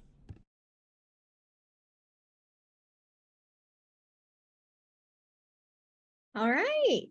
Thank you so much, team. So up next, we are going to hear from our judges, Judge Jeremy and Judge Kathy. You guys have 4 minutes for questions. Great. So you said that you had a few prototypes. Can you tell me about those? I mean, I know that you didn't have, final product that worked, but I'm curious, like, what was the process of, building prototypes of anything? Like, what did you all actually tinker with and see what worked or what didn't? So at first, what we first did is that we made a small little prototype out of cardboard. But we wanted to see what our project looked like. But afterwards, we made another prototype out of 3D printing, but it didn't work the first couple of times. But then we were able to make it work.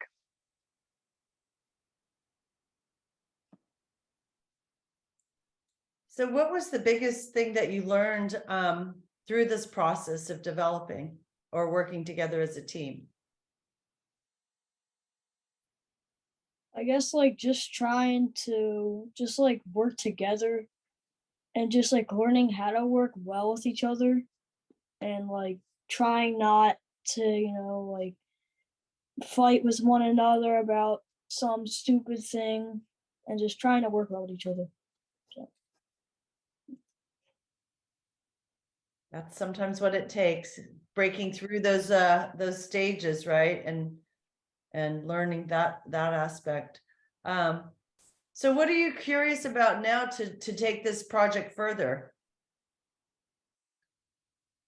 I guess refining the design, I guess, because the 3D model that we had, it was just like a brick that had like a hole in it that you could insert your finger into. That was really it. What would your ideal user experience be? So let's say you had this device perfectly designed and you could build it exactly how you wanted to. How would it work for someone to actually use it? The way it would work is that someone would go up to, like, let's say something like a sign, or like they can't see it very well and they want to read it. They would bring the finger scanner up because it's on their finger and scan it along the words, and then it would read out to them, or read it to them through their earphones, as stated in the video, because there would have been an earphone jack. Very cool. Gotta get on this Bluetooth level, man. Can't have a headphone jack. And AirPods.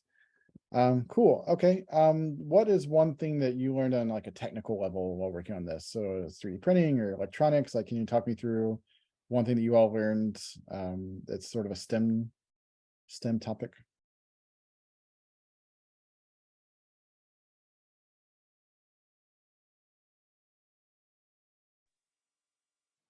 Well, I did like the the 3D printing part. I did that whole aspect. So. And did I you guess go that. back up that, or was that like a new skill that you picked up, or? Yeah, like I've never worked on like any 3D printing like website or their app before. Nice. Okay, great.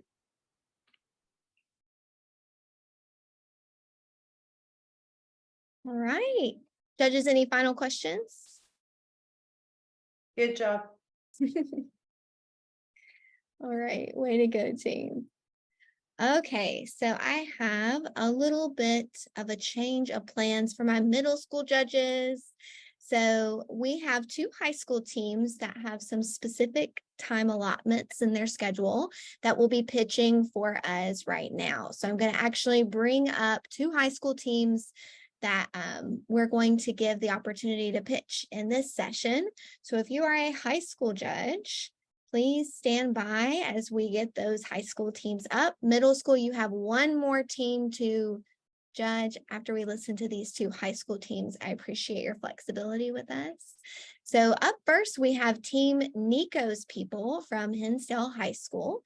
So I will start showing their video. So if you are with Hinsdale, your video is going to come up. We'll do Nico's people first. And our next one is Team Let's Go from Hinsdale.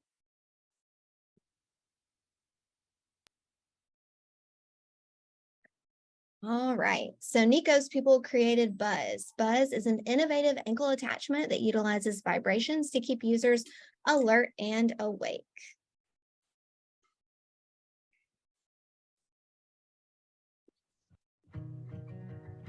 Meet Nico. He's a Philly native and works for a financial services company. When he's not crunching numbers, he loves cheering on Philly sports teams, especially the 76ers. There's this condition called congenital central hypoventilation syndrome, also known as CCHS, which is a rare genetic disorder that affects his ability to breathe. Due to this condition, Nico must rely on a ventilator to help him breathe while he sleeps, and he risks death if he falls asleep without one. CCHS is a medical disorder that affects normal breathing in people. It is a very rare neurological condition. People who have CCHS require ventilators to help them with their breathing when they are asleep. Due to this, they are not able to fall asleep anytime or anywhere they want because it puts them at risk. Introducing Buzz, the discrete vibration device designed to help people stay awake and focused. Buzz was originally developed to address the risk of CCHS patients falling asleep. However, Buzz's vibration technology can benefit anyone who needs to stay alert and focused for extended periods of time. With its gentle stimulation, Buzz offers a safe and effective solution for those who need to stay alert and awake without any negative side effects. Whether for work, study, leisure, or other activities, Buzz is a convenient and easy way to stay alert and focused. With Buzz, you can enjoy 7.5 hours of battery life and long-lasting vibrations to power you through your workday.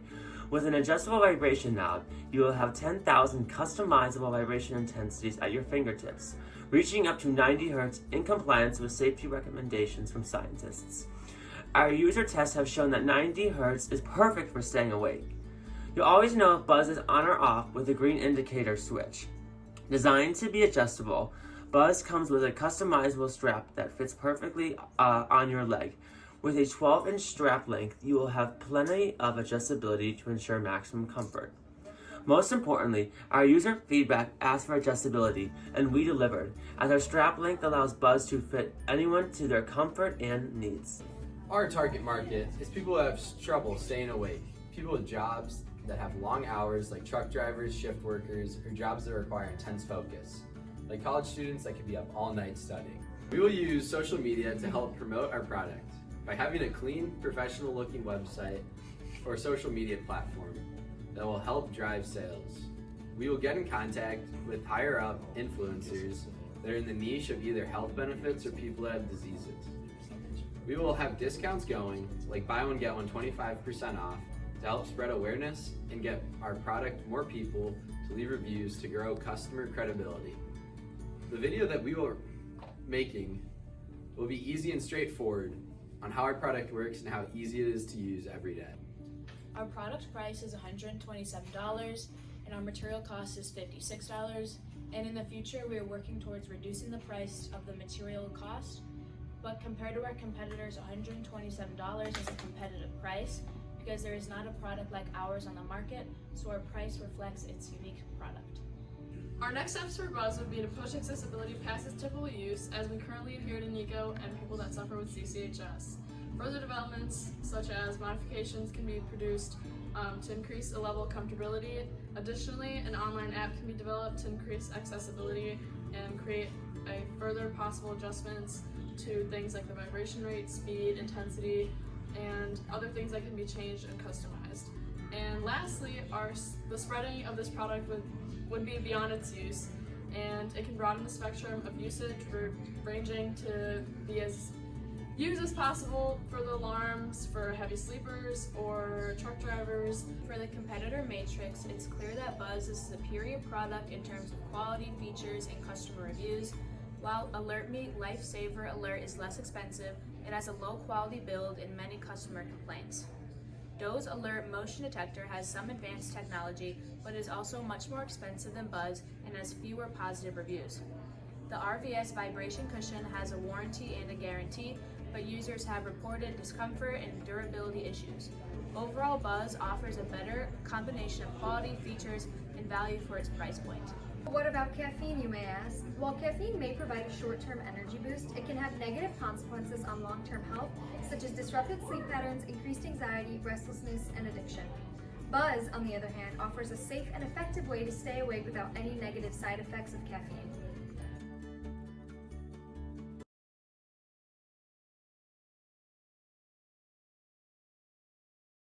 All right.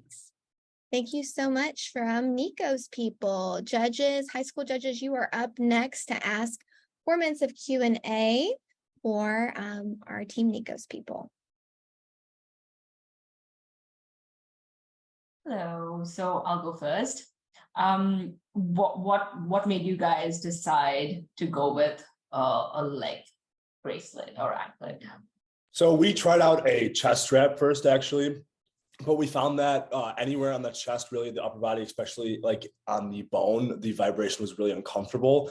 And we found out that when we tested on other parts of the body, such as the ankle, that it was much more comfortable while still being able to feel that 90 hertz of vibration, the same as on the chest. So what we were feeling was comfortability, and obviously a big strap on your chest would have been what is more noticeable, and it's easier to hide. Like you can hide with your pants. We tried on the ear and on the back of the head, which was also very uncomfortable. So we felt like the ankle was the best spot to go with.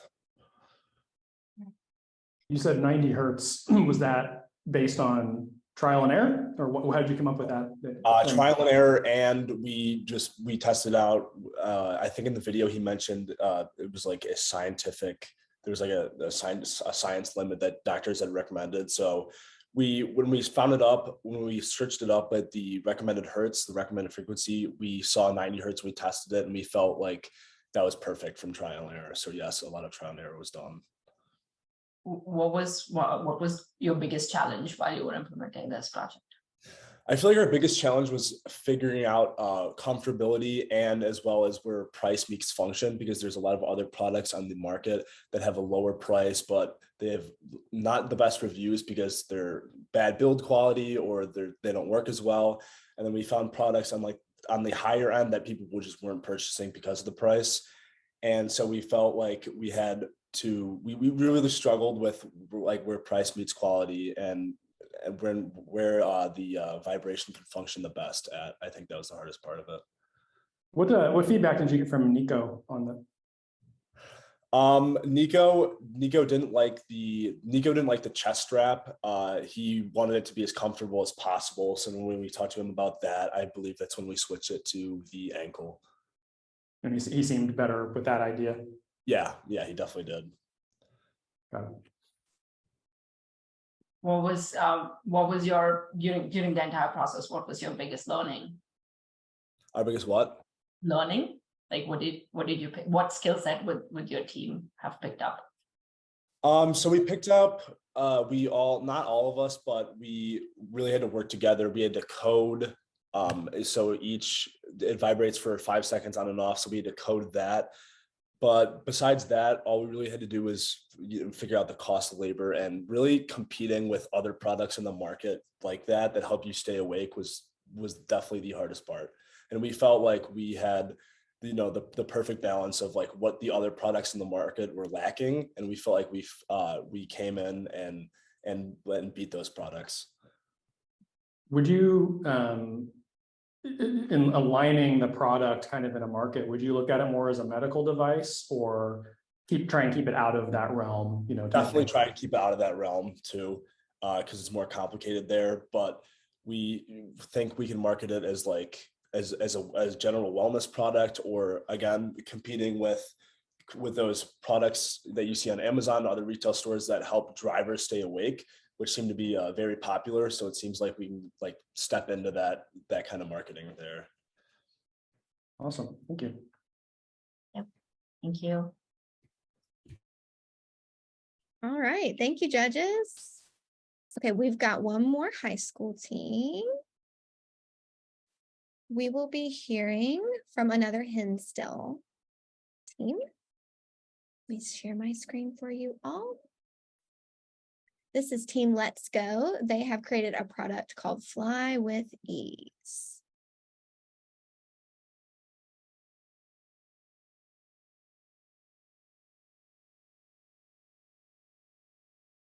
We are Fly with Ease. Our inspiration for this business was Nico Meyering. Nico Meyering has suffered with CCHS his entire life, congenital central hypoventilation syndrome. CCHS is a disorder that affects normal breathing. After one-on-one time speaking with Nico, we came to understand that flying is difficult for him with his condition, due to a lack of information on airlines' websites. After doing some of our own research, we found out that some airlines don't even have the necessary accommodations for people with CCHS. Flying is very hard for people with CCHS, especially with being with their caretakers or their parents. From this came our idea of Fly with Ease. Fly with Ease is a two-part business. The first part is the technological aspect. It's a website that covers all accommodations and different information regarding different airlines. We did extensive research for each of the airlines in order to ensure that all of the adequate information that customers may want or need is provided. The second part is the physical aspect. Signs that show the layout of specific plane models, making it easier and less stressful for customers to know and understand where they can sit. Let's talk about features. On the sign, on top of the layout of the seating on different airplane models, there will be a QR code that takes customers to our website. On the website, some of the information that is listed for each airline includes power usage on board, hearing and/or vision assistance, wheelchair accessibility, disabilities, service animals, and oxygen on board. Let's take a look at our website. Here's the main page.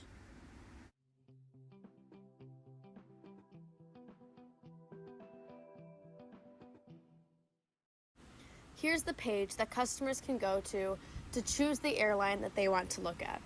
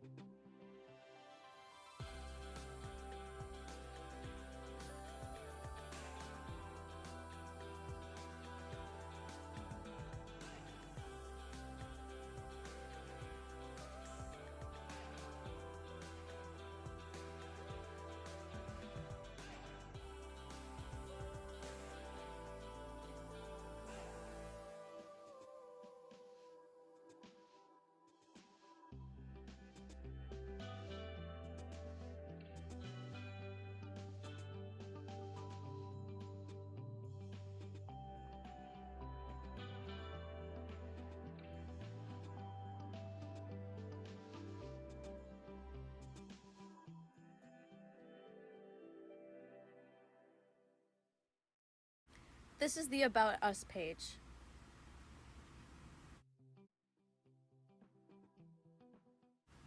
And following that is the Contact Us page. Finally, the page about our mission. Moving on to pricing. To keep our website up and running, it costs $23 per month. Sign labor costs approximately $32 per sign. Our sign markup is $18, making the core set of the sign $50 for the airlines to purchase and to hang up in airports. Ad space on our website can be sold as well for profit. To make flying an even easier experience with our business, flying can be a less stressful experience for people traveling who have any kind of medical impairment, disability, or simply need certain accommodations. Choosing which airline to fly when needing specific accommodations can be much simpler. Our website and sign gives everyone a better chance at an equal, enjoyable flying experience. Our next steps is continuing to contact and inform airlines about our sign in an attempt to partner with them. We have made contact with all of the airlines on the website with unfortunately no response, though we will be continuing to reach out to them. The second step is to make more signs for different plane models. After that, we're going to work on converting our website into an app. When doing research about possible competitors, we came across a company called Able to Fly. When comparing our company to theirs, we found that our website does have information regarding different accommodations that certain airlines have, while theirs does not. Our website does have corresponding signs that can be posted throughout airports to inform passengers, while theirs does not. They do have a live feed of the latest messages, which our website does not yet have. And finally, their company is based in Europe and has no ties to the US, which ours is based in the US. After some extensive research, we found that our sign has no competition. Our sign is the very first to show different regulations or seating arrangements on different plane models for each airline. Our inspiration for this idea initially came from parking signs, an easy and simple way for people to understand where they can go. Thank you for listening to our presentation.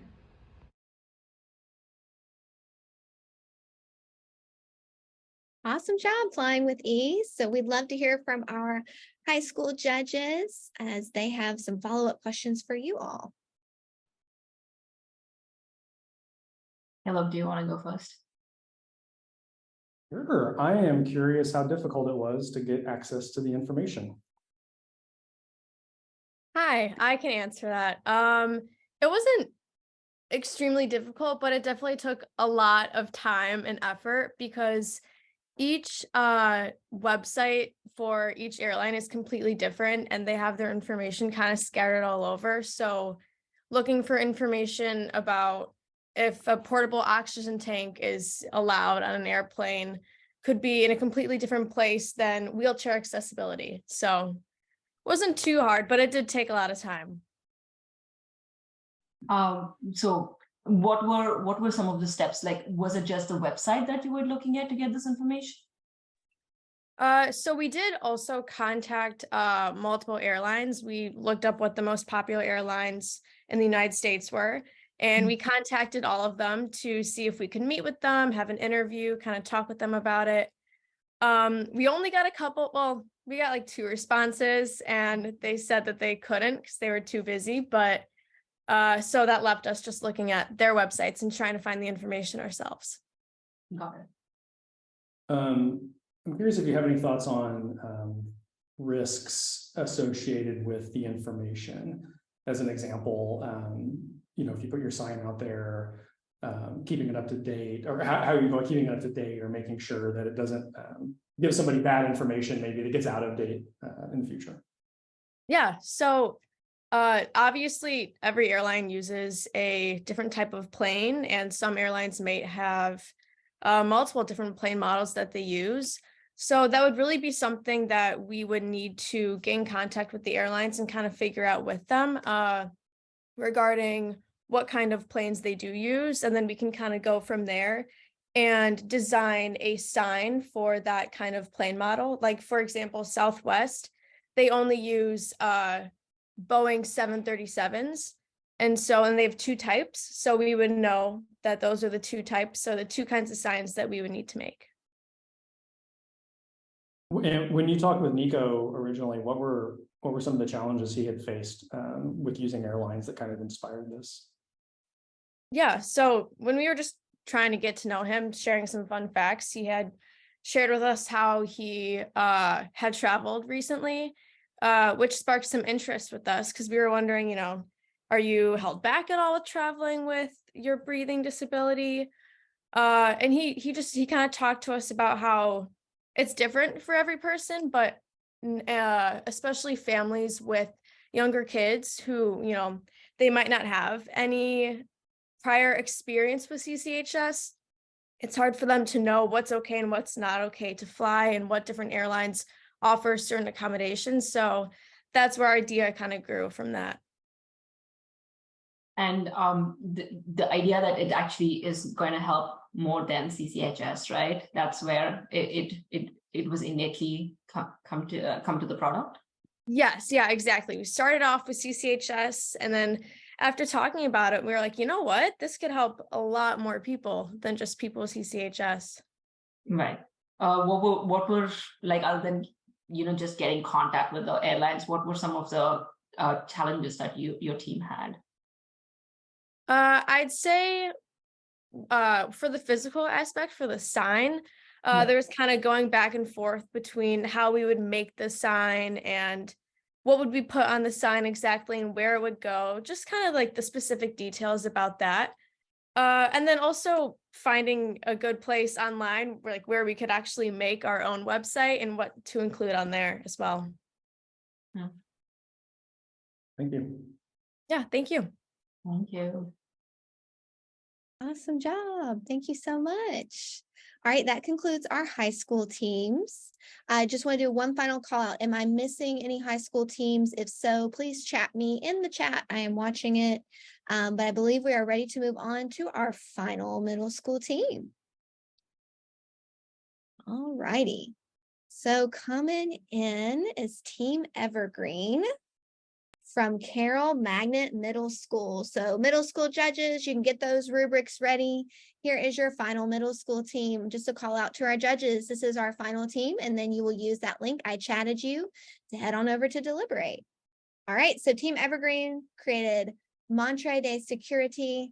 I hope I'm pronouncing that correctly. Safety Watch, very cool. With Safety Watch, people with Parkinson's disease can go about their days without being limited by the disease. Let's hear from Team Evergreen.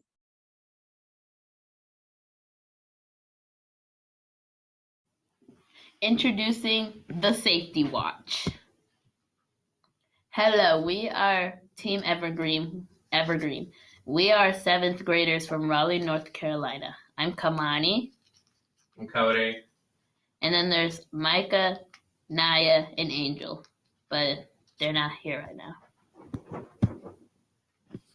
Meet Mr. Tom. His name is Mr. Tom. He was diagnosed with Parkinson's disease. He likes to go exercise and bike. He enjoys talking to other people with Parkinson's and helping them.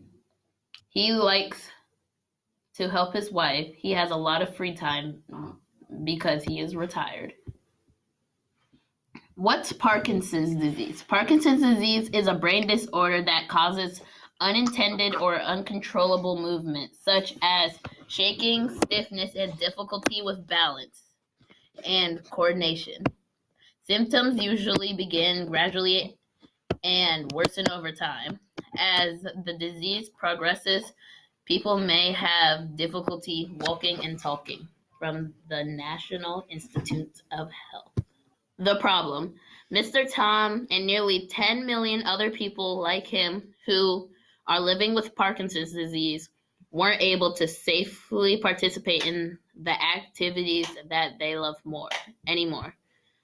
Our inspiration: when the pain was bad, I really couldn't exercise. Although I really enjoy riding my bike, sometimes the physical pain limited what I could do. From Mr. Tom.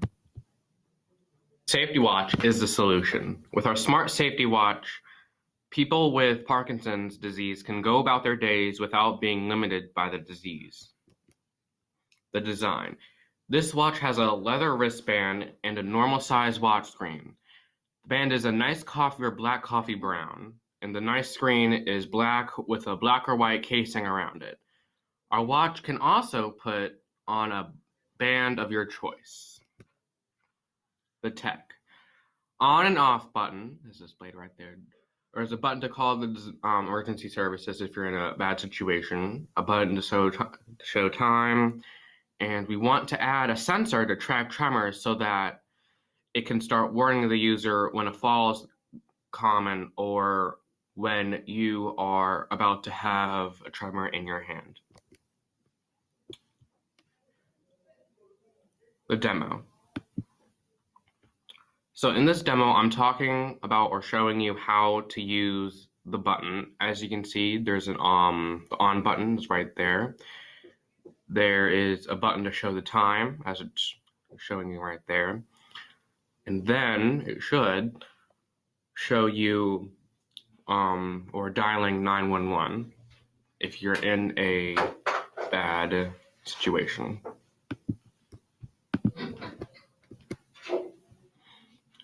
Comparison. This is the comparison to other watches. Made for fashion and time, very cheap or very expensive. Our watch. Made for fashion and safety, to many people affordable. But fashionable and able to check time. Next steps. What we need from you. $500 advanced programming, $100 to add phone call component to this device, $100 to add vibration sensor to check and track tremors, $10,000 for materials, design final prototype. But what we will do, design final prototype, add phone call component and tremor tracking component using Mr. Tom's suggestion to look at the Clue 1 from Charco Neurotech, which has similar features. Why invest? We believe every person should be able to live happy and be able to do whatever they want or need to do, regardless of their health status. Thank you for considering to invest in our product.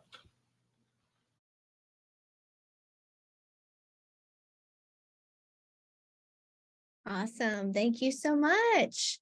All right. So that's our final middle school team. Judges, we'd love to hear from you. Hello. So, just tell me a little bit about what you learned about the disease that he has, like what you all learned about Parkinson's, and if you learned a lot of new stuff. Yes. We figured out that Parkinson's wasn't just your hand just shaking a lot. We figured out like it involves the brain and stuff like that, and that it makes it like really hard to do everything. Also, I have one thing to say. This is Natalie from Team Rubik. She is here for support because my teammates could not make it. Oh, Natalie. That's great. So the device that you guys showed where the programming was on, that's not the actual watch component, correct? It would, or is that it would be that as worn as a watch? Yes, it would either be worn as a watch or it would just be the screen that you can connect to like a watch base. Got it. So, and then how did you come up with the $10,000 in materials? Okay, so basically, the $10,000 thing was a little exaggerating because like I was thinking of like if we do like make it as a normal watch, we would want it to have like a leather wristband. And I thought like leather was really expensive and like materials, like technology and stuff. So I didn't really know what the actual price would be. So I put that just in case. But ideally, if you're serving this population, the Parkinson's group of people, would you think that they would want to have an expensive watch, or they would want something more practical and inexpensive? It wouldn't be watch. It wouldn't be that expensive. Also, for the name, it's called the safety watch, but because we couldn't think of any unique name, so instead we just translated it to French and put it as that because it looked way better. I speak French, so that's okay. That's cool. Oh. What was your biggest challenge that you felt like you had to overcome in this short amount of time in creating this? Probably the prices and communicating with my group, because we had a few difficulties trying to communicate, because like one person was saying they already created the idea like when we were planning it out, And then there's me thinking that like it didn't really sound like what I'm thinking of, so it was kind of difficult. And then the prices were exaggerated.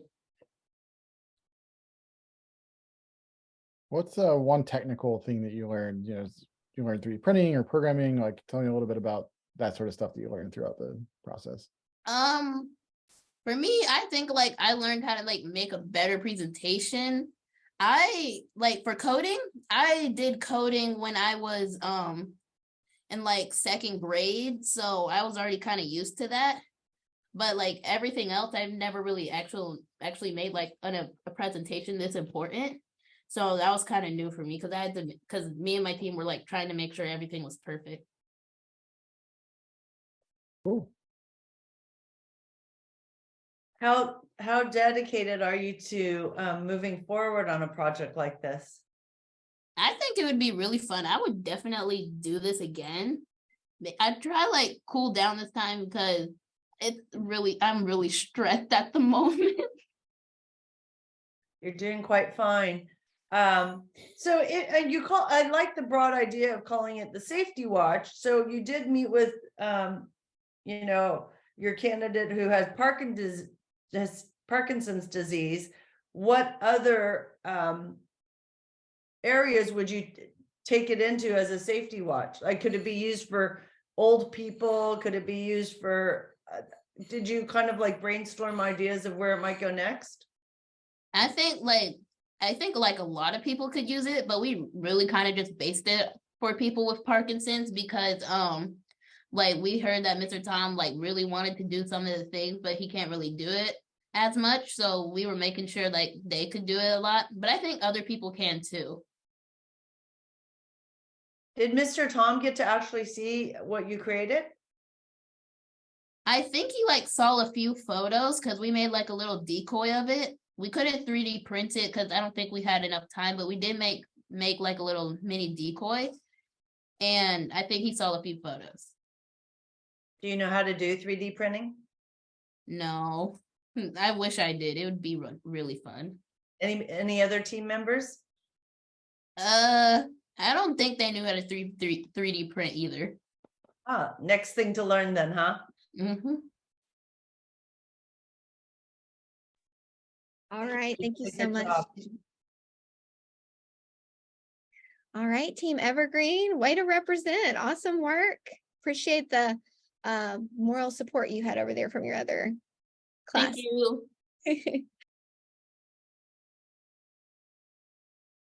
All right, thank you. So each team will have about 5 minutes to pitch and 4 minutes for questions from our panelists. A quick reminder to our amazing student teams before we begin. You have done the hard work. You have identified your problem to solve. You have designed and redesigned and redesigned. You have interviewed users. You have spent your dozens of hours coding and building circuit boards and so much more. Now is your time to celebrate that hard work, to show off what you have done, and to advocate for your invention, to learn and grow with some of the best professionals in the industry. So take a deep breath, shake off those nerves, and have fun with it. Let's do this.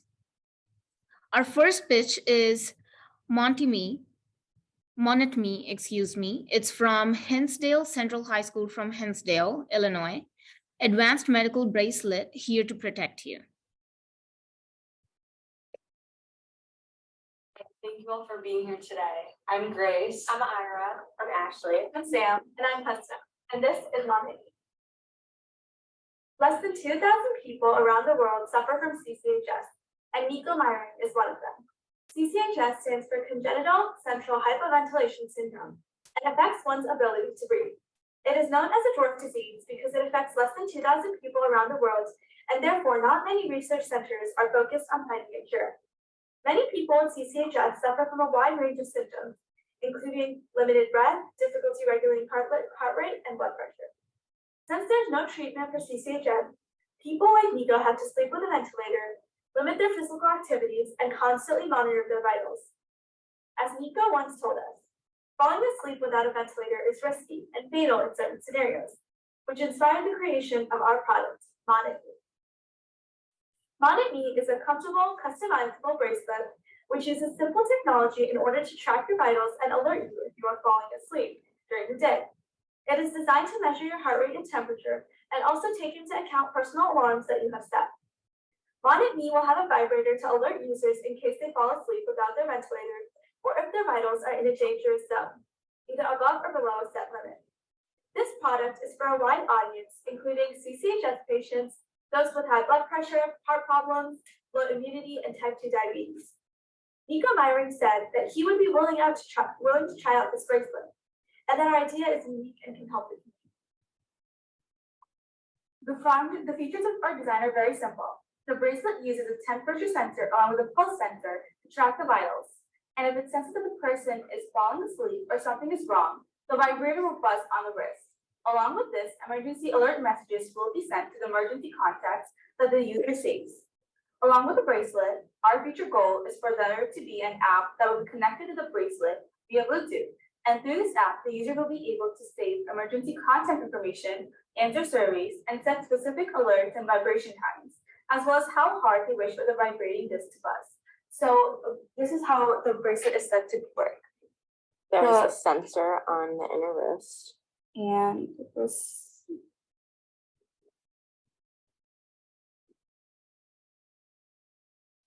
It'll buzz akin to that. So right now it's buzzing a little. That.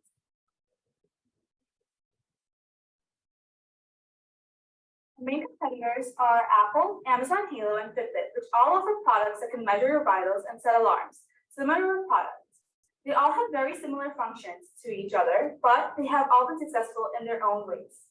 However, our product has many unique features that these competitors do not have and are talented and are targeted toward a more specific audience.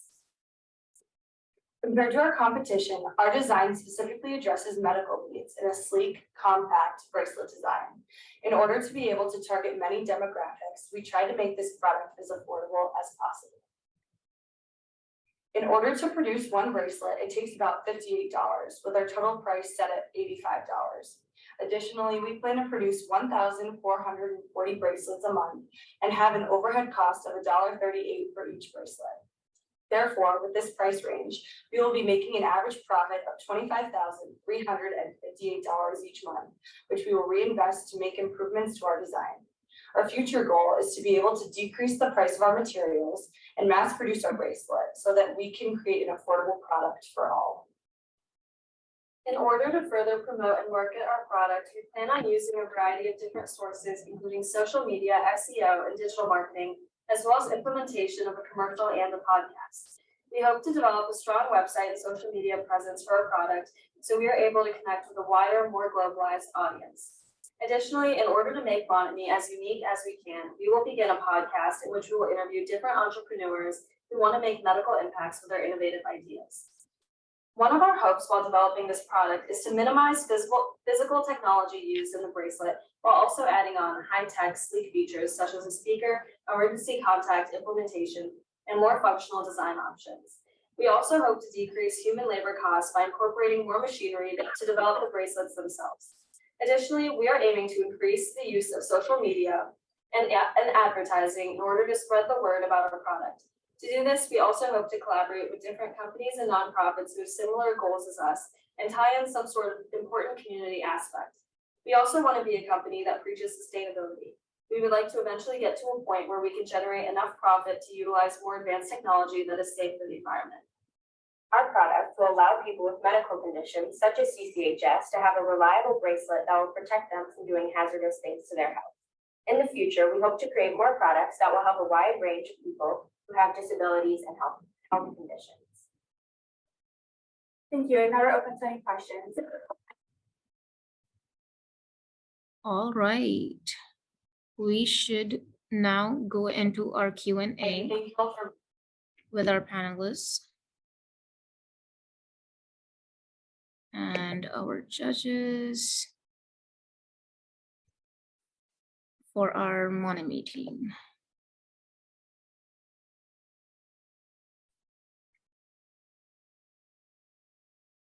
All right, judges, whenever you're ready to start. Yes, sorry. Do we have a Bonnet Me person? Yeah. Yes, so I'm one of the representatives from Monmouth. And me too, I'm Grace. Grace. So one thing I was curious about was when you were building and designing the electronics and sensors, what kind of surprises did you run into, particularly around size? I guess I would, because it's a small thing, and I'm just curious if anything caught you off guard. So I Yes. can answer that. Yeah, so go ahead, Grace. Okay, so we at first were really struggling with like trying to find all of miniature sizes of what we need. So a heart rate sensor, a temperature sensor, you know, something to track vitals on our bracelet specifically designed for medical use. And at first we had ordered a large breadboard, which we were trying to connect all of our, you know, sensors to operate. But we kind of were trying to run into the problem of how do we downsize and how do we make these things smaller to fit into a more compact, sleek bracelet design that would be easier for the user to use. So we were kind of struggling with that, but eventually, and I think Sam can attest to this, that we found ways to minimize, you know, the material and size of the materials that we need to use. Definitely, we started like we first like found a smaller breadboard, and we also found alternatives, like a smaller version of like a heart rate monitor. And we also had to kind of scrap some of our original ideas. So for example, we wanted a speaker which would give like a verbal notification to the user. And we had to scrap that idea, but we hope to implement that into our future model of Monmouth. What if, Caleb, can I go next? Yes, please. Yes, so this is a very interesting product that you guys picked. I'm just curious what inspired you to pick this product? So our main inspiration was we collaborated with Nico Myring for this, and he has CCHS, as we talked about in the video, and he shared that when he's going on road trips or if he's just feeling drowsy in the afternoon, he's unable to really take naps and just kind of have a time for himself to calm down. And we wanted him to be able to have some sort of device which will alert him if he's in danger, because if he does take a nap without his ventilator, he will be at a lot of risk because of his disease. So we really wanted something that would allow him to have a moment of relief, do whatever he wants, have a moment to calm down and enjoy himself on like vacation, when he's on a road trip. And we thought that this sort of invention would kind of help him do that, and also help him maintain a healthy lifestyle through the idea of notifications. Mm-hmm. And kind of going along with what Sam said, like a lot of the competition that we ran into with other companies had a lot of similar designs, but the way we wanted to be different was to really focus on a bracelet design rather than a watch. And our community partner also, you know, let us know that he already kind of wears a watch just for recreational use, but we wanted to really create something that was different than a watch, and so our market would be a little bit wider rather than just the audience that a watch would have. All right, judges, we're about at 4 minutes. Are there any more questions?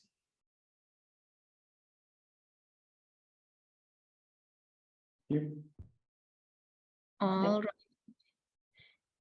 All right, thank you, Monami, and thank you, judges. We are going to go ahead and proceed into our, I'm great. excuse me, into our next team. Our second pitch is Danico from Hinsdale Central High School, from Hinsdale again, Illinois. Danico for safety and comfort. My name is Steve. I'm Ethan. Riley. I'm Anthony. And I'm Sean. And our product, the Nico, was designed for our community partner who suffers from CCHS. Also known as congenital central hyperventilation syndrome, CCHS is a very, very rare disease in which only about 2,000 people suffer from across the world. Due to this number being so small, it takes away from funding and people with this disease getting the help they needed. This disease affects normal breathing patterns, causing shallow breaths and problems while sleeping. This makes it hard as he must be on his ventilator in order to get sleep because while sleeping, his neurological signals don't tell him to breathe. Imagine your child comes home from school after a long day and drifts off to sleep on the couch and he suffers from this disease. Without the ventilator, he might stop breathing and maybe even die from it. Therefore, requiring constant attention from his parents or guardians. The solution, the Nico. We take measures to make sure it doesn't happen again in the future. Currently, we're at our own first prototype where the user can press a button to turn on a vibration, which appeals to Nico, our sponsor, as well as other people like truck drivers who tend to fall asleep on late, long night runs.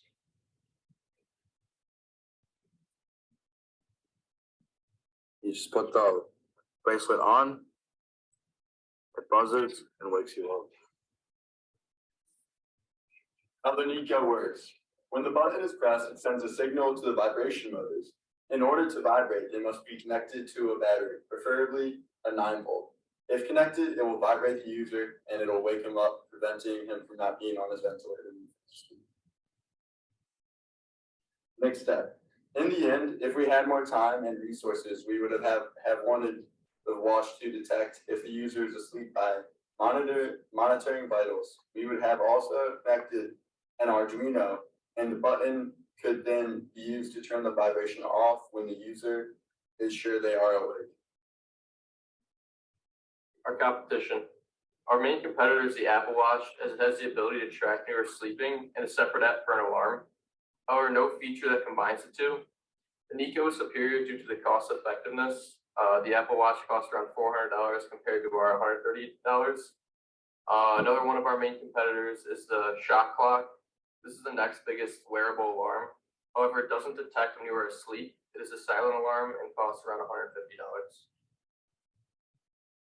The Nico totals out to about $128, which is comprised of 1 hour of labor at $18 an hour. We also have a $20 overhead for rent, fees, advertising costs. There's a vibration motor, batteries, and stuff like the bands that also goes into that, which is part of our $20 material cost. Then we upcharge it by about $70, as most of our competition was around $150. We wanted to be above $20, shy of that total number, to attract buyers. We also plan to donate 15% of total sales to CCHS research to further help Nico out. We asked Nico if he prefers to wear a watch or a sleeve. He said a watch is easier and more comfortable. We also asked if he currently wears a watch, and he said he does, but he'd be open to wearing 2 watches. Thank you. All right. Thank you so much to the Nico team. My name's Steve.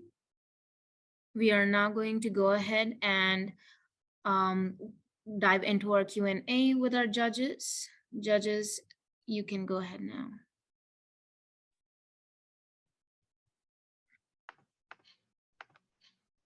I'll let you go first, Cindy, this time. Cool. Hello, hi Red Devils team. Hi, Sean. That was a great presentation. My first question to you guys is, what was the biggest, any project I start, there is always sometimes a demotivating factor because something really stuff happens, right, in the middle of the project.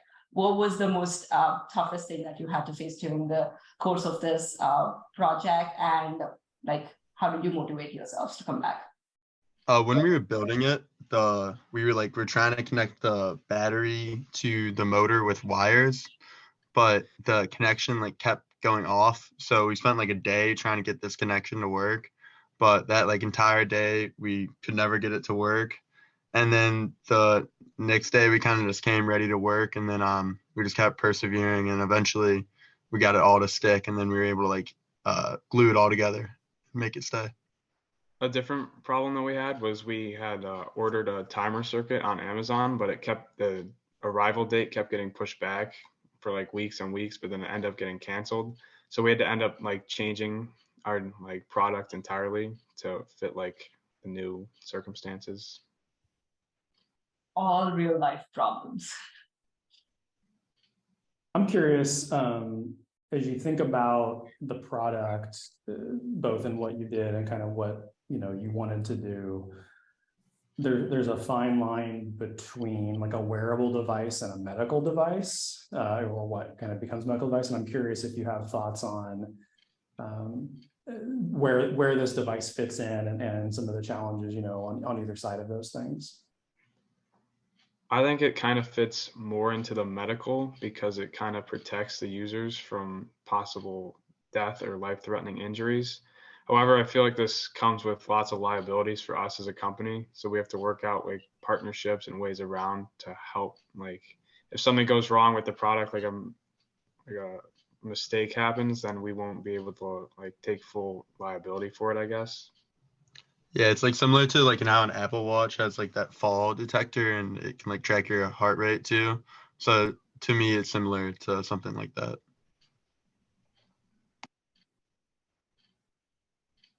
When you were making your designs, how did you go about kind of iterating, from one step to the next on trying new things?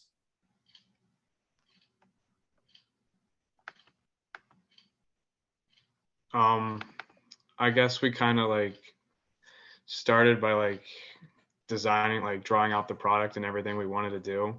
But when we actually started getting the products and the stuff we had, we found it harder than we thought to like actually build the product because most of the pieces were much bigger than we anticipated and we had to fit them in like a really tiny area. So we had to like adapt to this by ordering some new products and keeping some of the old ones. But I thought that was kind of difficult because like it had to alter our plan a lot and we had to like draw new steps and build new products. And it was much harder than I thought it was going to be.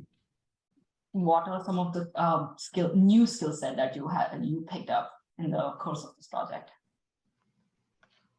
We all weren't really adept in like constructing things. Like none of us are really like engineer oriented. So building the product for all of us kind of helped us develop like, I don't really know the word for it, but just like building skills and stuff like that.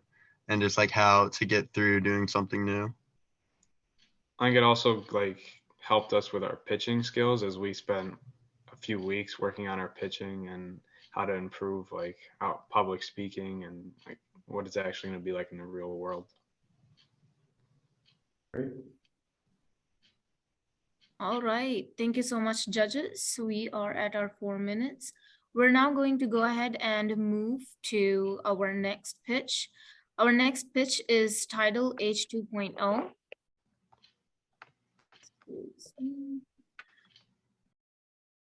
From Gold Crown, from Lakewood, Colorado, Green Energy Water Turbine.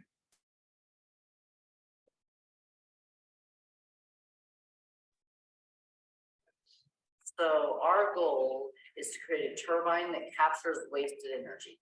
This is our previous design, which didn't work very well since the water went through and didn't really turn it and then just came back out. And so we moved on to this next design here, which the water is supposed to go through, turn this, and then come out. And then that's how we got to this version over here. So this is our CAD drawing right now, and we basically designed it so that way it would be an inline water system. So we're designing it for high flow rates, and we're making it just as simple as possible, so that way it's easy and maintainable to use in the future. For this project, we're going to be using a brushless DC motor, spool of PLA.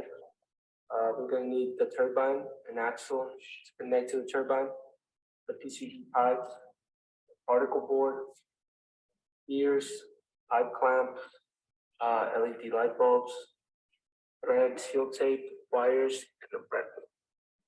So we designed this to be for inline applications for high flow waters or water systems.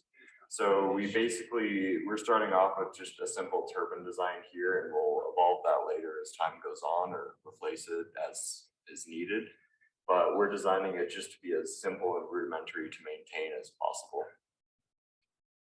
So now here we are a few months later at the end of our project phase, and you can see the evolution from our original idea here manifested into this much more advanced water turbine system, which features a 3D printed, much more efficient water turbine windmill piece, which is connected to this motor here. Ultimately, this will be rigged down to our breadboard system, the microchip here.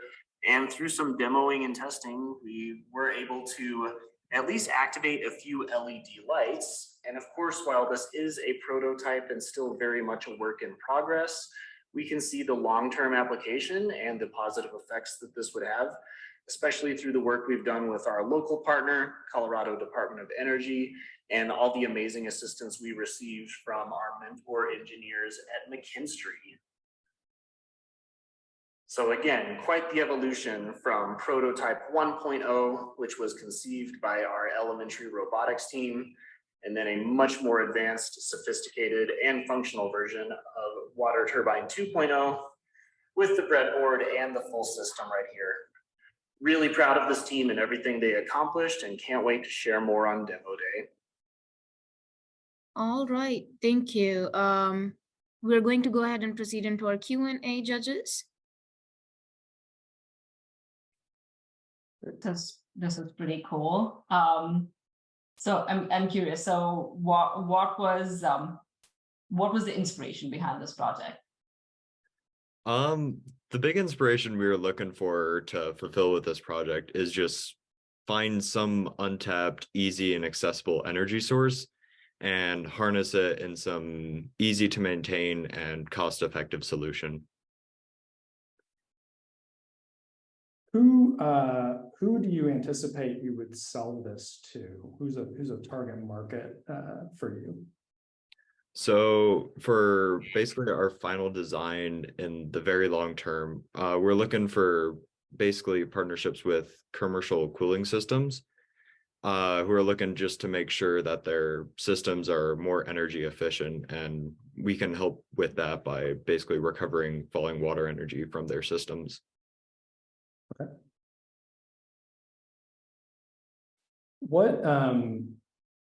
What thoughts do you have, either as you were designing this or kind of now as you're thinking about it at the late stage of the project, around redundancy or fail safes regarding if something goes wrong in the product, how the system doesn't shut down necessarily?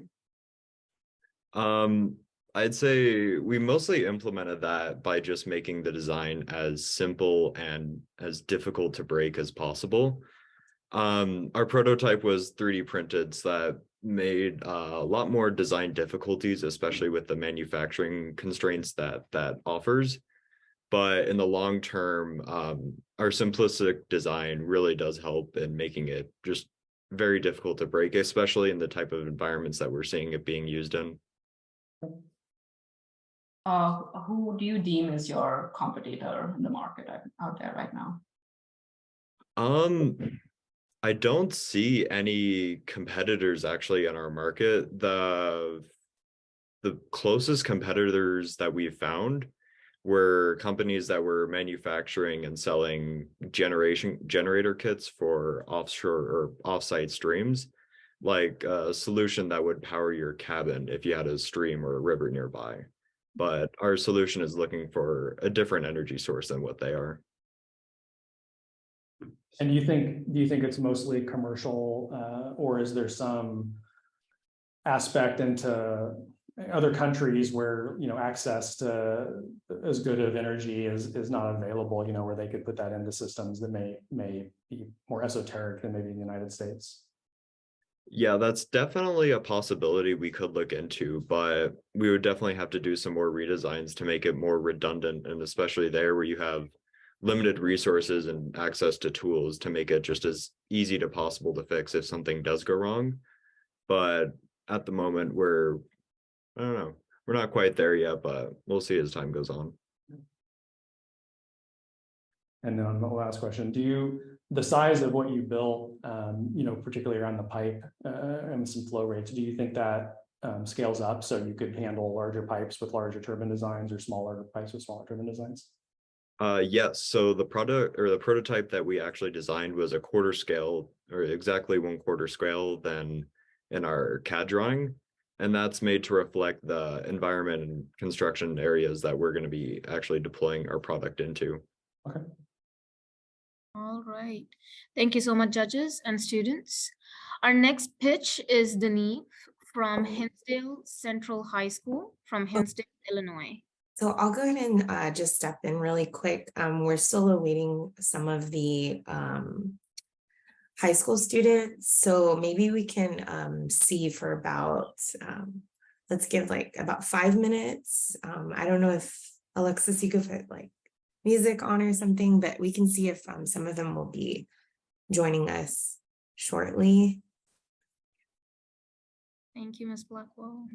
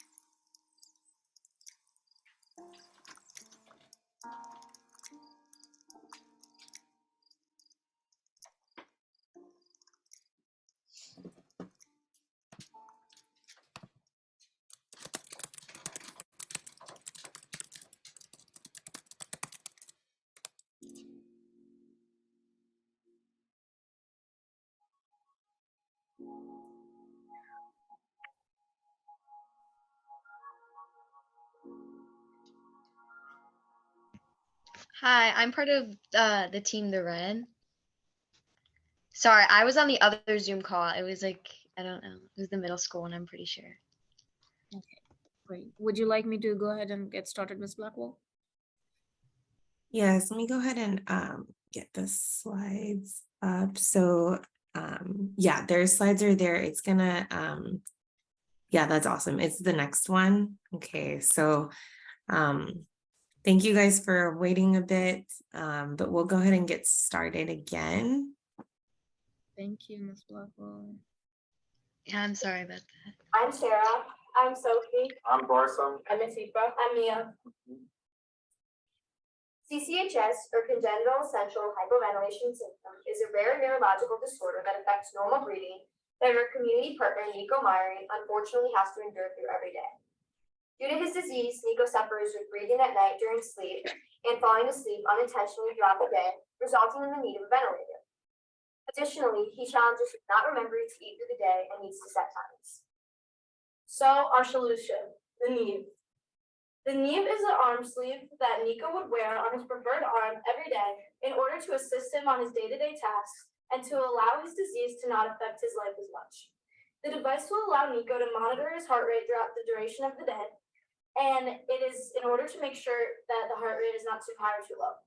The device sets timers and reminders through a vibrational system in order to alert Nico to eat or any other reminders he needs during the day. Here's our prototype. It would go on Nico's arm like so, inside of a sleeve, and this heart rate sensor would be on his pulse, and if Nico's pulse ever got too low or too high, this would signal that he is falling asleep, and our vibrational system will go off in addition to a light which will wake him up so he doesn't fall asleep. In addition, our product will hook up to Bluetooth in order for Nico to set timers which will remind him when to eat, and when these timers go off, our product will vibrate through the vibrational system. All the electrical contents are stored in the sleeve in a small compact box where wiring runs through to the heartbeat monitor and the vibrational system that's in it. The sleeve material itself is actually made out of dry fit to ensure comfort and breathability. So yeah, so it works.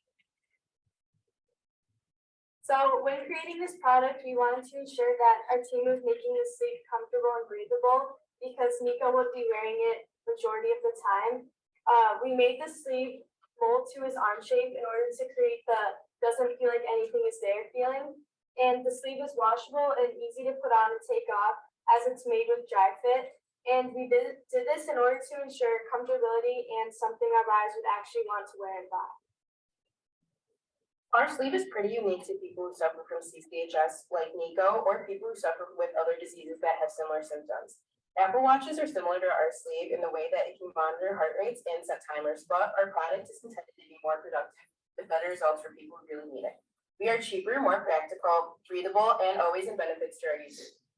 Some of our other competitors include pacemakers, implantable cardioverter, defibrillators, and other medical devices that can deal with some of his symptoms. However, like Matiba said, our product is more directed towards people with CCHS, and it's also cheaper than any other medical device. The reason for our increased price was that our next steps will include getting an FDA approval and allowing insurance companies to take most of the cost off. This product is also life or death for most people that suffer from CCHS, so it is important that people with the disease have free and easy access to our product. We concluded that due to this being a medical product, the price would be taken over by insurance companies. The total price for the finished product would be $353.30.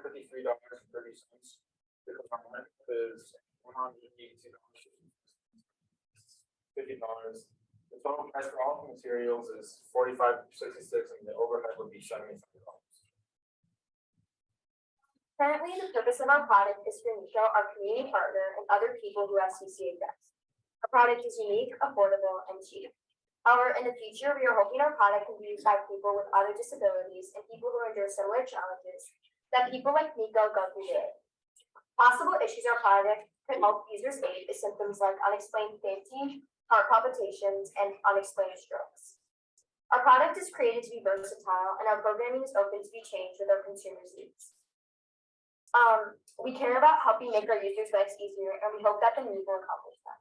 Thank you. Thank you. All right. It is our judges' turn now. Y'all have 4 minutes, judges. No. I'll go first. What made you guys decide to go with the sleeve idea for this problem? Okay, so we have about 2 other groups and throughout our class that are all working with Nico for the CCHS kind of centered product, and both groups kind of centered more towards the bracelet. And at first we were centered a lot around like the bracelet, you know, it's a pretty good idea, it can monitor his heart rate, it's just something that's kind of simple, but we kind of just wanted to make our product more unique, and Nico said this would be something he was interested in, and so we thought making the sleeve would be super nice and just like practical for him to wear and something like unique. And obviously it's like away from a lot of like the main competitors like Apple Watch or Fitbit. So yeah.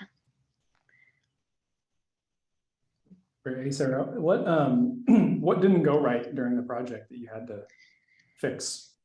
Yeah, so we had I feel like the pricing for us was the main thing, and also just the coding. Arduino for us, like no one in our group had much experience with coding, and we used Arduino for our coding system, and that was super challenging just trying to figure that out. We had different Zoom meetings with a bunch of different people trying to figure out the coding, and we watched a bunch of videos kind of trying to figure it out, just trying to make this prototype of our product. And that was just something that a lot of us weren't really familiar with. And so that was definitely a challenge. And also just creating the pricing for this product was a major challenge of ours, because it is a medical kind of centered product. And so it kind of has that higher price that we know that, a lot of people are iffy about paying higher price for things. But since we felt it was really like a need that it could be used for more than people with just the CCHS disease, that the price kind of needed to be there, especially just with all the different things that went into it. Did Nico give you any feedback? One thing I thought was interesting too, you also mentioned the light as opposed to just the vibration, right, as maybe a second form of stimulus. And I'm just curious if you got feedback from Nico on that, or any other thoughts on that? We got feedback for him about the vibration, not about the light, but he really liked that like kind of system just because he would constantly just be falling asleep and stuff. But we thought we could also incorporate the light just as like an added thing, but we never really got full feedback on him from that. What was some, like you mentioned you were leaning towards a watch first or a bracelet first, and then you switched to a sleeve. Once you made the decision of picking sleeve, was there any, like, what were some of the challenges? Yeah, just definitely because a bracelet, it's definitely easier to like fit things in. A sleeve, just because it's more thinner material, that was definitely hard. In our prototype, we had to like kind of find different alternatives to stuff that would just be so easy to put in a bracelet, just because again, like it's a sleeve, you don't want like a bunch of like cords and stuff, and especially just because of like our product has so many different like factors that go into it. A bracelet's something that I would say is more easy to just take on and off, and a sleeve's just something that wouldn't like is kind of like stays on, and so it needed to fit that comfort standard as well as including all the things we wanted to include. So it was kind of hard like finding the different parts that like made sure that we could put that in a sleeve and that would be comfortable for Nico. All right. Thank you, judges, and thank you, team. Up our pitches. Congratulations to all our brilliant student teams and amazing support networks of teachers, mentors, and families. Our panelists will go ahead and head off into a room where they're going to go ahead and deliberate and decide the awards for our teams. Our keynote speaker for today is Micah Ramaset. Micah is currently the Director of Technology Services at Sequoia Capital, a venture capital firm investing in technological advances. Previously, he co-founded an IT consulting firm serving small businesses with a focus on venture capital and life sciences. Please let's welcome Micah together. The floor is all yours, Micah. Well, hi, thank you. Thanks for letting me spend this 15-20 minutes with you. I did get a little bit of time to listen in on some of the pitches. I especially like that there was another Micah out there. It's an uncommon name. But yeah, I've been involved with Sequoia for going on 25 years now. And it's on a cadence of change. What I've done here in those 25 years seems to change every other year. Change is constant in the tech industry, and Sequoia is in the middle of that ecosystem. But my current focus is keeping these global tech teams working together, kind of resulting in the sun never setting on tech support. There's always someone available. I think some of you may have found that the communication in your group, getting everyone to work together on the same page is challenging. I can appreciate that. I've got that, and then 4 different time zones and different languages and different cultures. I love it though. I love getting to know different teammates and how things are in China versus India. Things are quite different on a day-to-day. So in addition to that, I get to keep our internal users just humming along on our tech tools. We have a lot of email and Slack and Zoom like we're on now, and documentation with Notion. In addition, kind of finally, we have this transformation like a lot of companies out there of our physical spaces that we collaborate in for a hybrid workforce. We have remote people and we have people in the office. So I like to think of that as just democratizing working together. So whether you're in the room together or you're on Zoom, you kind of have an equal experience. So that's my current, give it another year, I'll be working on something else as technology change. So it certainly wasn't a straight path to Sequoia. So join me as I kind of reflect back on how I got here and some of the challenges and how curiosity and resilience and a little bit of ambition got me here. So I'll start with a quote here. After I put together the first draft of this presentation, I felt something was off. You know, it makes it seem like I knew exactly how to get from point A to point B, and it couldn't be farther from the truth. When I look back, there's kind of obvious pivotal points, or as Steve Jobs calls them, dots that shape the next stage. But at the time, knowing what lied ahead was something I couldn't grasp.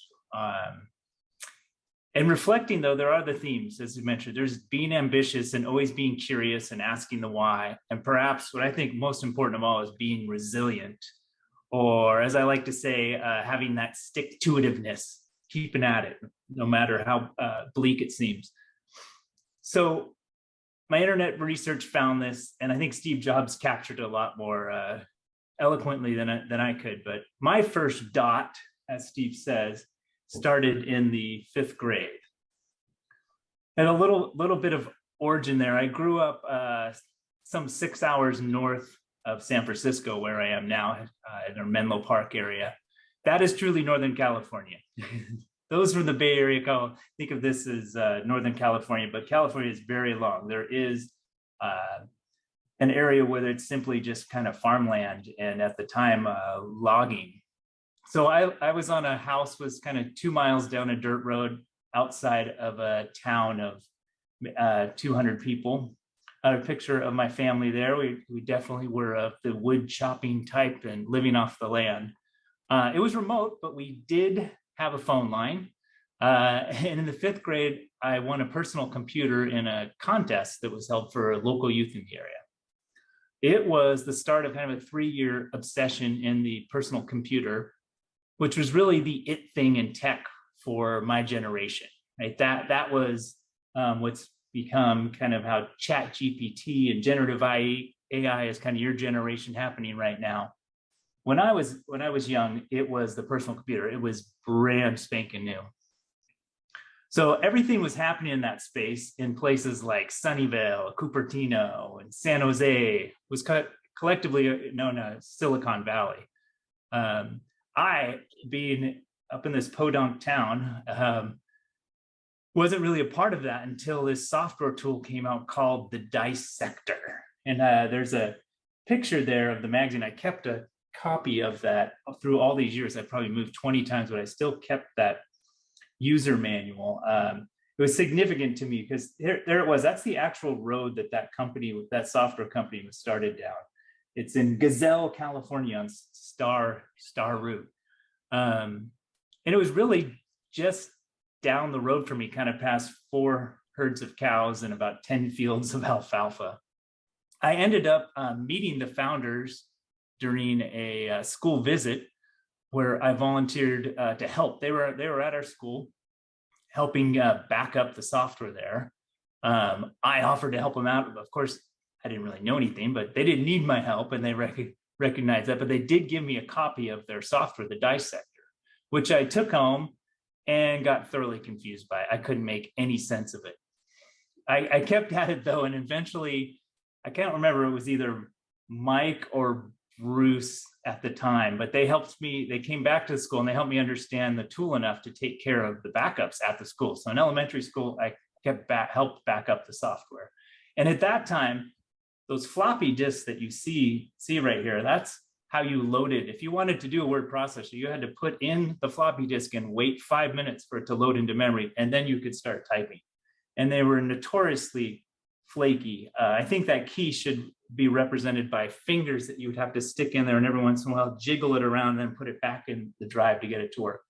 Furthermore, the manufacturing quality was bad enough that the discs would fail. You'd probably get them to work 30, 40 times, and then they would just stop working altogether. So the dissector program solved that problem. You get a master disc, which you'd buy, and then you'd make a back, put that master disc, lock it in the safe, and use your copy disc to actually load it, because eventually it was going to fail. When it failed, you'd make another copy of it. Because software at that time wasn't something you downloaded. It was something you called up the company, said you were having problems with, or you ordered a new copy of, and then it would come through the mail. All the meanwhile, you can't do any word processing. Oh, you guys aren't seeing my screen at this point? I'm so sorry. We should have started there. Now, do you see my screen? Yes, thank you. Yeah, I should pay attention to the quote. And let's go back. This was the quote from Steve Jobs that I was talking about. It really is just talking about, you don't know. It's when you look back in your life, you guys will find as you get older, some of you high schoolers and middle schoolers, that it all makes sense now, but it sure didn't at the time. And there are these key dots that you can look back on and realize how you got there. So again, this is the user manual I was talking about. This company, the Dissector, it was just amazing to me that a software company could exist. And it was, I actually read about them in Byte magazine, which was the one place that you could learn about tech in the world at the time. It was like world-renowned magazine. And if you were it in tech, you had to make it into Byte magazine, and these guys made it. So after I loved it because we made myself useful. A lesson kind of learned there was like, find the experts and learn from them, right? Find the experts in your area, and the fastest way you can learn from them. Make yourself useful, like save them some time, and they'll invest some time in you. That was, as I look back, that was definitely a lesson learned, and I see that kind of point, that touch point throughout my career. They'll invest time in you. That's the fastest way to learn something.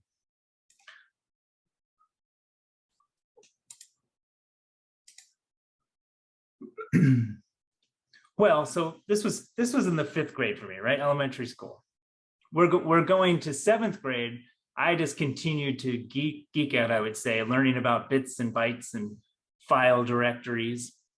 You'd think high school would, then the arc would be moving on to advanced programming, probably, and opening my own software company, right?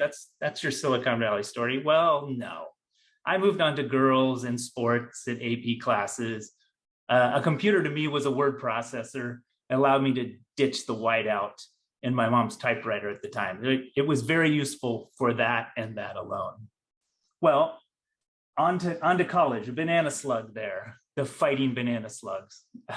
You'd think very well known for their computer science. That was it, right? On to college, computer science classes. No, I'm going to biology to become maybe a lab scientist, maybe an environmental biologist about 2 years in.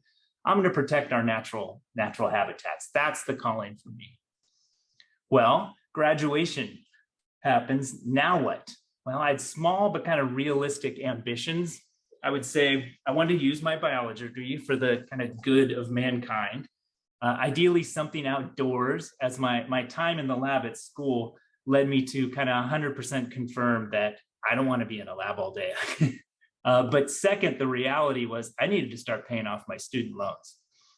So I went to scour the job boards at school, and I came across something called the AmeriCorps. It was this inaugural year of Bill Clinton's domestic Peace Corps. Sounded perfect. I applied to it. I got in along with these kind of students from Princeton and Harvard and Scripps and Yale. I was like, how did I get into this? I felt like kind of the dumbest person in the room. I didn't understand half of what was being said to start. Fortunately for me, they placed me in Region 1 with the California Fish and Game, which was an area that I just showed you with once I got the photos up there, in Northern California. So I had something up on this stellar group of people. and clearly, again, there's a theme of just, it is good. You're in a good place sometimes when you feel like you're the dumbest person in the room, right? That can be a good feeling. Put yourself in those situations. You're going to learn. You're going to stretch yourself. If you're the smartest person in the room, you're in the wrong room. Go find another room. So this AmeriCorps program was called the Watershed Stewards Program. I thought it was amazing. If you're unsure what to do coming out of high school or even college, this is a great kind of first step. You can pay off some student loans. You can give back. You'll learn a ton, as I did. I really had, though, let's see, what did I do there? I did a lot of habitat assessments. So I was checking that off my list for this salmon runs, these salmonid along kind of the tributaries of this major river up there called the Klamath River that makes it all the way out to the ocean. I learned a ton. I also felt very engaged by giving back to the community that I grew up in. That was part of what I wanted to do at the time and still believe in, but I just wasn't making the impact level I wanted. Like, two takeaways from that period of time was the real change makers in that area. If you want to make a change in watersheds and habitat for fish, you need to own the land that's next to the water, right? You need to be either kind of in that area, 5th generation farmer, or have a lot of money. Like the kind of money that a field biologist is never going to make in 3 lifetimes. So a year into it, I'm realizing that. My boss was at the top of his field. He had advanced degrees, crazy work ethic, super smart, and kind of disarming personality. He was, people just liked him. They would open the door for him. But he was selling Amway on the side. Amway's like these, personal products, hair, shampoo stuff. He's doing this with his 20 years experience. He's selling personal care products so his kids can make it through public college. That's a red light to me. That was a red light to me. This is not the direction I want to go. I think I'm going to need to find a career so I can get in a position where I can make more of an impact in that stuff. And 20 years later, that's certainly where I am now. I'm part of the San Bruno Community Foundation and making a change through that foundation, which helps in the community. It's money from the gas explosion that we had that destroyed a lot of homes and killed some people. So I'm part of that. I'm the advisor on the board. And kind of up next is I am living out. Sequoia's allowed me to get this land trust together. So made our first offer on some property that borders tributary to that Klamath River. So it's coming full circle. So let's get back to how to move forward on some of this stuff. I think what does it take? We talked about, there's some curiosity. Of course, you guys all have to ask the question. But the resilience is, I start with resilience. And along my way, I had this, what turned into, I look back now as a mentor in business. And I was at the time trying to I would go there to collect the money that she always owed me for my consulting. And we would sit down at times, and it was super valuable in that she would give me a perspective for someone, 20 years down the road for me. It's like, what's bothering you? Like, I just, I don't know what I want to do next. I keep trying these things. She's like, well, how old are you? Like, I'm 23. She's like, oh, you got plenty of time. Just, until you're 30, just try as many things as possible. You're gonna meet people. You're going to get stuff off the list. There'll be some spark. It'll give you direction. So that sounded good, but I still had to make rent. So resilience is the grind. You get some grit from this. For me, it definitely checked things off the list of what I know I don't want to ever do again. Throughout my career, I can look back on these jobs and say, well, at least I'm not working in a glue factory any longer. At least I'm not on the assembly line doing assembling bike helmets. I'm a fond believer of trying these things. It helps you get through that. How are we going to make payroll at your new startup? Or how are we going to come up with a new idea to advance our product? Well, you're going to stick at it until it's done because you don't want to go back to doing some of this other stuff you've experienced. Along the way, there's certainly learnings that happen along the way. I think for me, it was a great experience to get used to when I did this door-to-door sales for a week. I was very uncomfortable with asking someone to sell. I was not a salesperson, but you go through it enough times, a couple times, and you get comfortable. You learn to read people's body language. That's great skills to have. I realized after catering and doing that it's certainly, I have a passion for eating, not for serving. And boy, do I to this day appreciate when someone brings me food. It's a tough gig. I'm much more appreciative of folks that are doing that full time. So here I am. I've left this, what some would think of as a dream job in AmeriCorps, and I've moved actually to Wisconsin, and I'm trying to make a go there. That's where this stuff is happening. I'm going out to job fairs. They're telling me, you need to know Windows NT, TCP/IP. I have no idea what any of that stuff means. Again, feeling kind of like the dumbest person walking around this convention center looking for a job. So you write that down and then you do some research. I'm still working, but it's time to go to night school. I look around community college. There's a class here that doesn't break the bank for me, and they have TCP/IP in the description of the class. So I take the class and kind of learn the skills without breaking the bank. I was in there and it seemed like everyone in the class knew more than I did. But again, there we go. I was in the right room. I actually figured out how to get things out after teaming up with kind of the guy next to me who was taking the class as part of a certification course that his company was paying for. He did some of the course, what the course covered in his day-to-day job. He's more than happy to help out. But back at home, my friends in California, everything was hot. It wasn't personal computers now. The it thing of the 20-something of this generation is now the internet. So it got me curious. What is the internet? I looked and there was a local company that offered up internet connections. You can connect into our internet for cedar.net. Well, I went and figured out how to do that. And wrote up a guide and gave that guide to the ISP provider. Went, here's how to connect to your network for any Mac users. He was super appreciative. Again, he knew a ton. I found an expert. He was then helped me in my kind of knowledge, as well as sending people consulting gigs my way for people that want to connect their Mac. So ambition, moving from that to,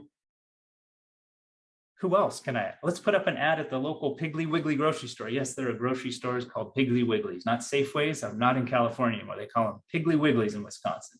I put up on their corkboard, how to get free lessons connecting to the web. I had room for about 4 people at my house. 40 showed up. Clearly there was a market for this. And I think that was something to identify, and curiosity wise was what more is here? It seems like there is a market for this. And let me just fast forward quickly. I know we're probably tight on time. Let me know, Lee, how we're doing. Okay. To now, I've probably interviewed hundreds of people in my role here, both when I had my company and here at Sequoia. And I will tell you, the best hires we make are those who are curious. And some of my interview questions to get there to find those curious types are like, what do you do in your unstructured time? Like, what is something you're doing on the weekend? What hobbies do you have? Do you have any interesting projects you're working on? What's the side hustle, right? That's to me, back to, I was doing that side hustle. And I can tell you in the 90s, because I've been doing this a while, they would come up, I set up a home network and put an email server and a media server and maybe redundant Wi-Fi in my garage. Like, wow, okay. You getting that side skill. And then 2010s, it would be like, ask that question like, I've got this home automation stuff set it up. I can control watering my lawn from my computer, and I can see if anything's broken. I get an alert if a water line's broke, or I automate my doors to unlock at my house when my car pulls up. Cool. 2015's more recent was like, I'm building a drone, and I just passed the ham radio test for flying my drone legally. Like, all right. So skills that aren't even necessarily related to what I'm hiring for, but they have that curious mind. It's kind of the it thing that's going on right now, and they are cutting edge on that. So yes, okay, now back to maybe Wisconsin, as I called the dark ages culturally before moving back to California, where I got my first tech job. So the side hustle turned into, I had enough skills now to make it through a job interview and get hired. So the side hustle got me in the door. I worked at Coda. They hired me as a field technician to work on the Apple computer team. They were going around repairing Apple computers. It was a great job. I went all around Wisconsin, Minnesota, Illinois, repairing these defective Apples, Macintosh computers. It entailed like replacing a video cable, a motherboard, or RAM. It often took minutes where they had it scheduled for hours. So there was a lot of free time left over. And a theme that emerged from the customers are these schools. They had no idea how to use the computers. They'd gotten a grant for new computers, but it didn't include any training. Oftentimes the broken computers had not even been taken out of the box. They were still in the original unopened box. So this was a dream come true for me. Getting access to all this expensive equipment was the barrier to even learning. Like here it was in front of me. I volunteered with any remaining time I'd have in a day. I'd literally be done in like a half hour of what they needed. So I'd have as long as I wanted to stay there with the teacher or their lab technician. We'd set up a computer lab. Like they wanted to network the computers. I had no real idea how to do it. So I just had no guarantees. My work is free. Let's just figure this out together. So I did this dozens of times and learned basically how to set up a network Macintosh computer through trial and error.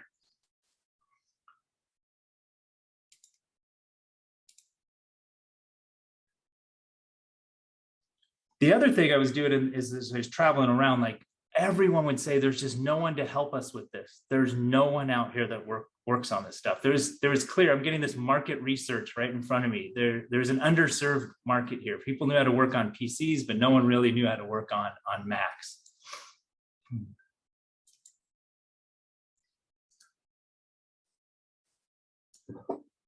So it was time. Eastman Kodak offered me a full-time job. That I did not want to be working for a large company like Eastman Kodak. I opened up, started this milk crate computing.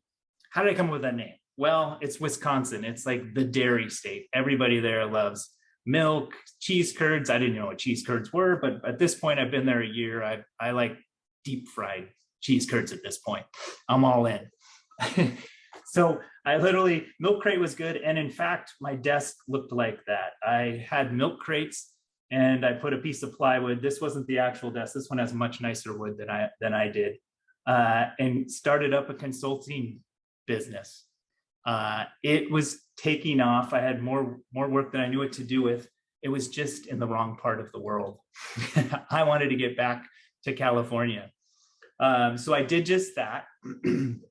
My wife and I got married and moved back, and I came across this small company in Menlo Park called Info Partners, and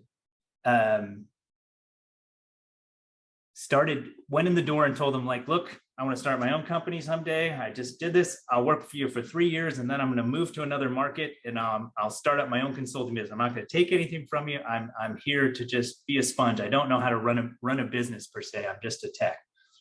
Well, 1 year into that, the owners weren't getting along, and one of the other business managers at the time asked me if I wanted to make an offer on the company, and with the lead tech. So the three of us made an offer. They accepted, and we started building that company over the next 10 years into 50 people, and ended up selling it to a national provider. And then I went in-house at my favorite company, my favorite client at the time, Sequoia Capital. So certainly knowing what's possible, aim high. And I don't know if we have any more time, but I can kind of pause there. I left some of my favorite companies that have walked in the door to Sequoia that I had a little bit of comment on at the time. And I always loved how they iterated the problem that their design solved. That's amazing. One that we're using right now as we speak. Yep. So I can pause right there. Yep. Sounds good. I think we have about 2 more minutes and we'll switch on over to the student reflection. So did you want to ask the students if they have questions for you, or did you have some main points? I didn't know I get a Q&A. Yes. If there's questions out there, of course. Students, if you have questions for Micah, this would be a great time to just come off mute and ask or use the chat. Whichever works best for you. Maybe you have questions about some of these companies he's put up on screen here too. If there's no questions, I'll be happy to start talking about those. Sometimes we wait just a couple of minutes, Micah, since it's a Zoom environment, it can be hard to tell who's coming off of mute. So we'll just see. Yeah, no problem.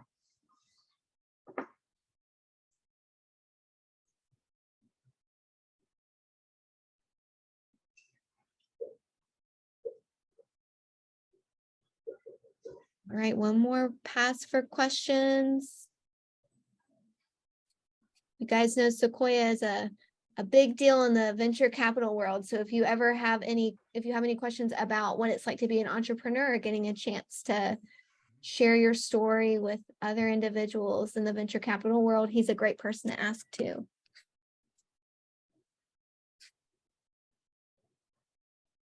All right, Micah, I gave a plug for Sequoia.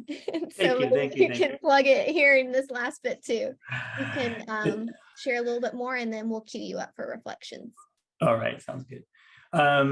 One of my favorites on here is from like 2005. It shows how old I am, but this flip camera, which probably, I don't know anyone on this call remembers the flip, but the problem that it solved at the time was we carried around these big bulky video cameras and they always had the, you know, these cables attached to them. So you'd shoot this video, then you go home and all your friends would be like, hey, can I have a copy of the video from our rock climbing this weekend? Like, yeah, let me find the cable for it. Let me upload it. Flip did it all in one. The flip was the USB cable would come out and you'd plug it in. So in fact, you could oftentimes just give it to someone right there. They'd plug it into their laptop and pull a copy off. You didn't have to find that cable and get frustrated that you couldn't find that on single cable. It was also would fit in your pocket. There was no, and the best camera is the one that you actually have, right? You got the shot because you had a camera. Something came along in 2009-ish that pretty much stopped the flip from it dead in its tracks. Can anyone maybe in chat say what came along in that period of time that would obliterate something else you'd put in your pocket? Probably every one of us has. Yes, there we go, Jerome. The iPhone. I still think there may have been a missed opportunity. There was still a market for the flip because what camera came out after the adventure camera that later came to be and is still around to this day? Yeah, oh God, Jerome is on fire. GoPro, indeed. iPhone and GoPro. Zoom is, I have to do Zoom because we're all on Zoom, right? So Zoom was one of those companies that reminded me of Meraki in that they would take user feedback and implement it so quickly. The incumbents were like these Life-Size, these Polycom, these video companies. These guys would take your feedback and 3 days later it would be released and you could use it. That is like unprecedented in the technology, especially in video conferencing world where things are locked down and happen a couple times per year. And their tech, their coder decoder was amazing, right? This is what the compression that you see and why you can have a Zoom call and have a pretty junky connection and it still works. We have international connections to India, China. We would spend tens of thousands of dollars on those per month to keep them up and running. Zoom comes along and you can use just the public internet and the quality was just as good. So amazing codec, amazing tech, and also an iterative process on taking customer feedback and releasing that is unprecedented in my 20 years here. So those are my plugs. I love those companies. Flip. YouTube's also another one. Of course, it was like, how do you get these videos out to the world, right? I've made this video and now I need to use Dreamweaver or software to turn it into Flash and upload it to the web. No one ever was able to do it. It took too many techies. I'll stop. Thank you so much, Micah. We really appreciated you joining us, and just another big shout out to Sequoia for providing many of our judges here today as well, and our sponsorship money for our awards. So thank you so much for sharing your knowledge with our students and for inspiring us all. And what we'll do now is turn it over to the students just for a brief moment before our awards, because I see our judges are already back there ready to go. So Ms. Rajni, we'll let you take it away with reflections. Thank you so much, Lee. And thank you so much, Micah. It was such a wonderful talk and opportunity for learning and challenging ourselves in the future. With that, I would like to turn it over to our students now. We're going to go ahead and ask them some reflection questions. The question that we want all students to answer, or all teams to answer, is what helped you remain resilient, or what motivated you when you experienced challenges? This is meant to be a very brief and informal reflection. Each team will have a minute to answer this question. We're going to go ahead and start with Easy Sights. Please go ahead and share your answer.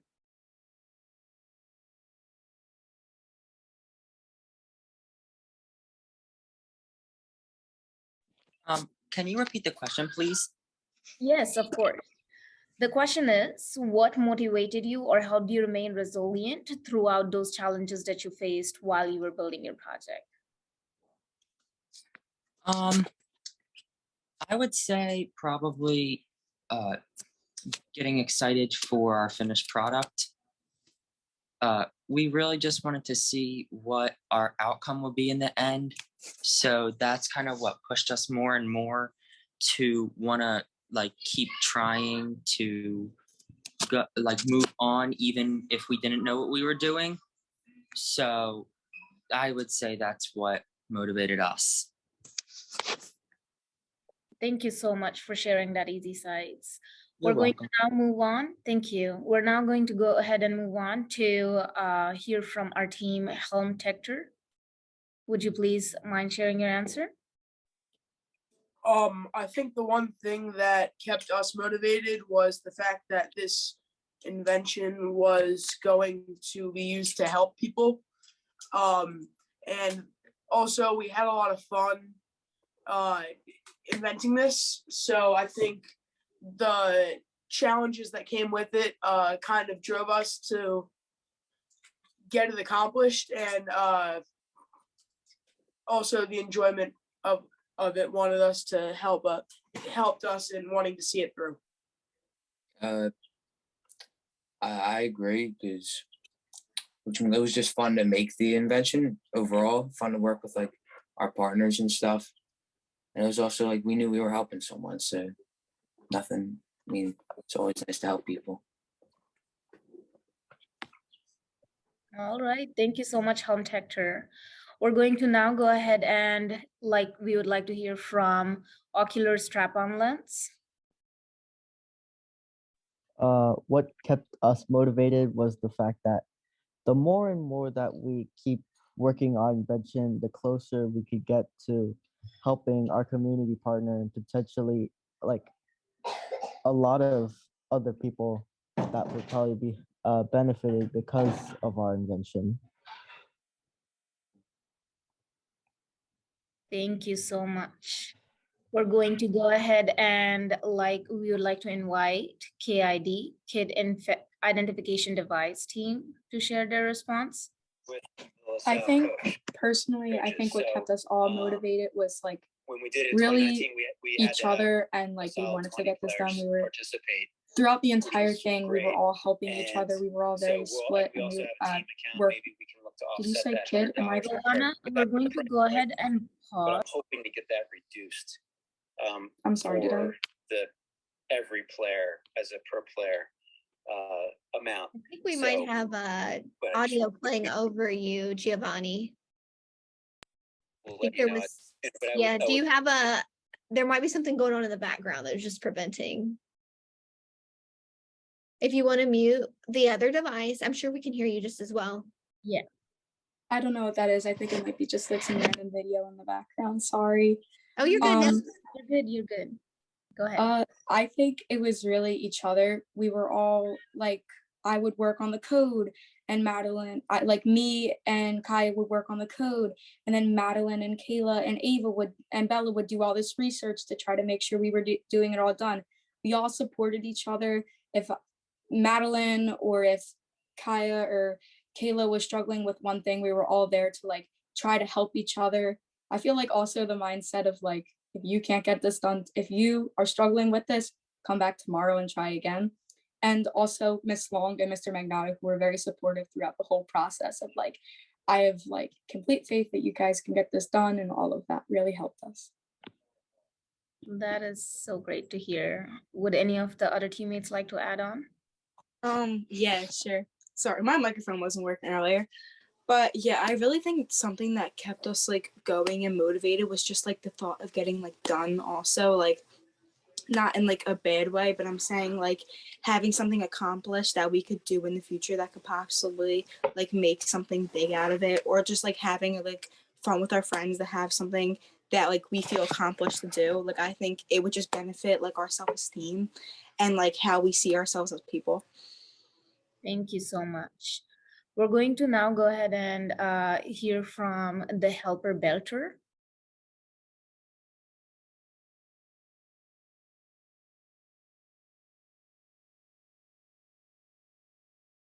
Again, is the helper belter team anyone? I'm still here. Okay, go ahead. What was the question again? The question is, what has kept you motivated or going through these challenges? What made you resilient? What kept me motivated was Miss Long keeping us on task. Whenever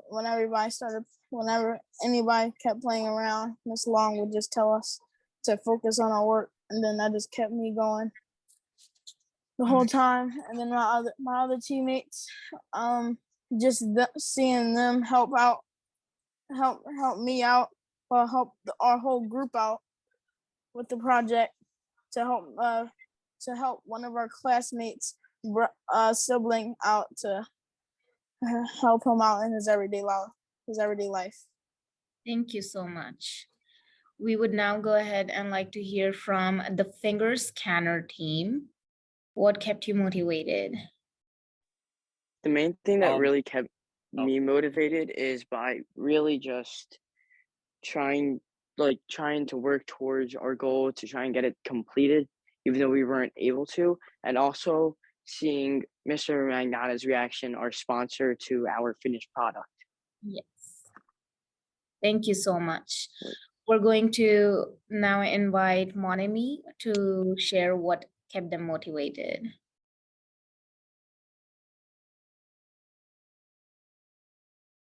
Team Monami.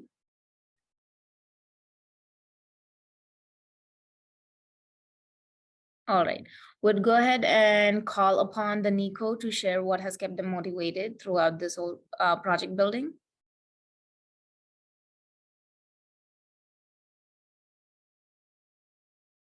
Team Nico. All right, we'll go ahead and move on to calling out Team Lightcaster to share their reflection on what has kept them motivated.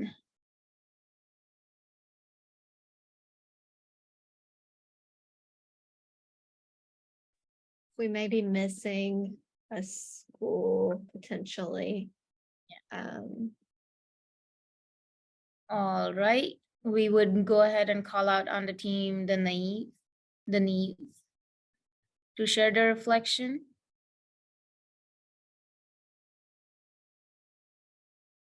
The Neve, do you have any participants from your school here left to answer the question of what kept you motivated? Right, thanks, Rajni. No problem. Let's hear from the bus, if any participant from the bus team is here.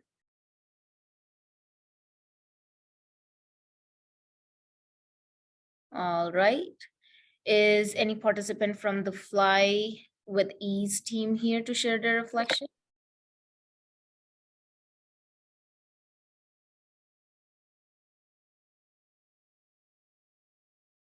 Thank you. We'll continue moving. Is anyone from the Box Band team here to share their reflection?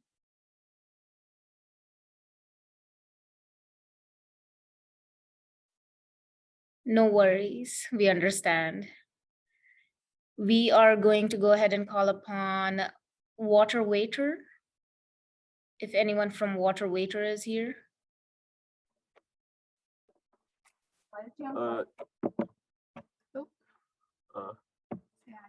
Hold on. Hi, can you hear us? Yes. Oh. We just lost you though. Okay. What team are you from? We switched devices towards the Oh. end. What team are you with? Sorry, we can't hear you. We're not sure if it's working.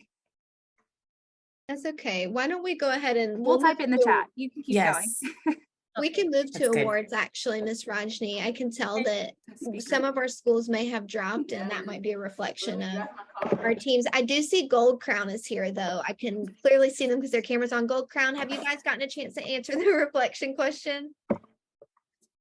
Sure. We'd love to know what kept you motivated. Yeah, so I think one of the biggest things that kept us motivated was just like the curiosity of just like, this is a really cool concept, but if we change like just this one little thing, then how does it make it better? Or what is it lacking right now that other solutions have? And how can we incorporate that into your, well, keeping it simple and easy to manufacture still. And then also so we manufactured our prototype using 3D printing, and I went through quite a lot of struggling to get my 3D printer actually up and running consistently. So that was a lot of fun. Thank you so much for sharing that. We're going to go ahead and head on to awards now. Our panelists are back and they have made their decisions, so it's time for awards. We're going to go ahead and hear a little bit about our 4 awards. Up first, we have the Need Finder Award given to a team that really listened to their community partner. The Product Pivot Award, which is presented to a team that had to overcome many obstacles. The Moonshot Award is given to a team who identified and created a notably creative product. And the last but not the least, the Explorer Award is presented to a team that demonstrated a great amount of learning. Excuse me, before we start our awards, a quick word to our student teams, what you have done today, and in the many months of hard work and innovation leading up to today, it is incredible. You have built something that people ever will. You have built something designed to help real world, in the real world, and you have done it in a high school or a middle school, and that's completely unreal. You have learned the skills to become the fearless problem solvers of tomorrow. So if you receive an award today, that's obviously very exciting. But if you don't receive an award today, it is far from the end of your journey. With that in mind, let's welcome back our panelists. Panelists, I'm going to turn it over to you to present our 4 awards. When you present, please share the type of award and its description as the awarded team's name.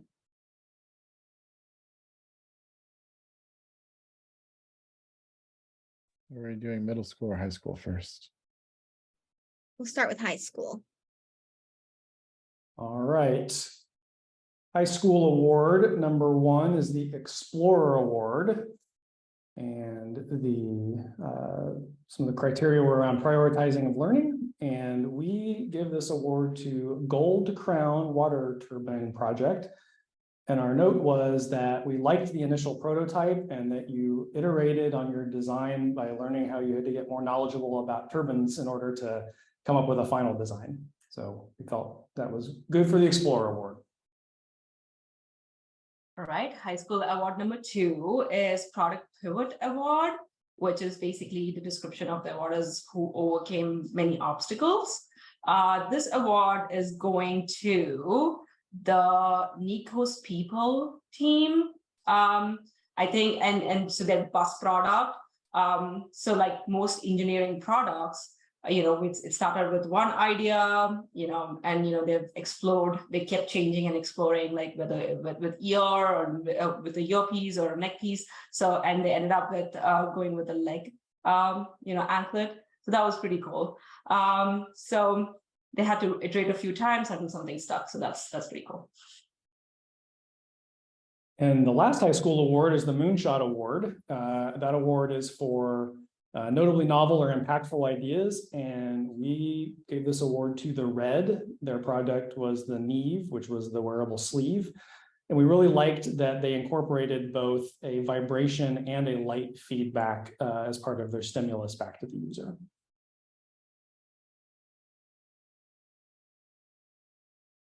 And that's the last high school award. Thank you so much, judges. Way to go. I know some of these teams are not on the call right now, but we have it recorded, so they'll get to see this. Thank you so much. Up next, we have our middle school teams. Okay. First of all, to all the middle schoolers that are still on the call, be encouraged. You all put a fair shot and started working on projects and learn new skill sets, and probably just participating in today's demo day have learned how you can continue to move forward in your development, whether it's this project or something that you look at moving forward. And looking at your other mentors of high schoolers, I loved how all of you are learning together across the planet here, across the United States and beyond. So I encourage you to continue doing that. It was a bit difficult choosing middle school award winners because I know that you are at the brink of still learning and developing your ideas. And so I just want to offer all kinds of word of encouragement to keep calm, carry on, okay? So today I'm going to announce two of the winners, the Explorer Award and the Need Finder Award. The Explorer Award, we'd like to give that to the Cookie Monster team. Really reaching out and continue. Would like you to continue to expand on that idea and really move forward. You really show initiative to take that device and go forward in what you're doing. I think you can really make a difference. So we challenge you to continue exploring on that. And then the Need Finder Award, we'd like to award that to Team Rubric. Team Rubric, you also have showed motivation to go forward and identify a lot about your the need of your user and what's going on with Parkinson's, and put together a really good competitive matrix and see some skill of projections going on there. So kudos. And it seems like, as a team member, you had to work together. There were some difficulties in coding.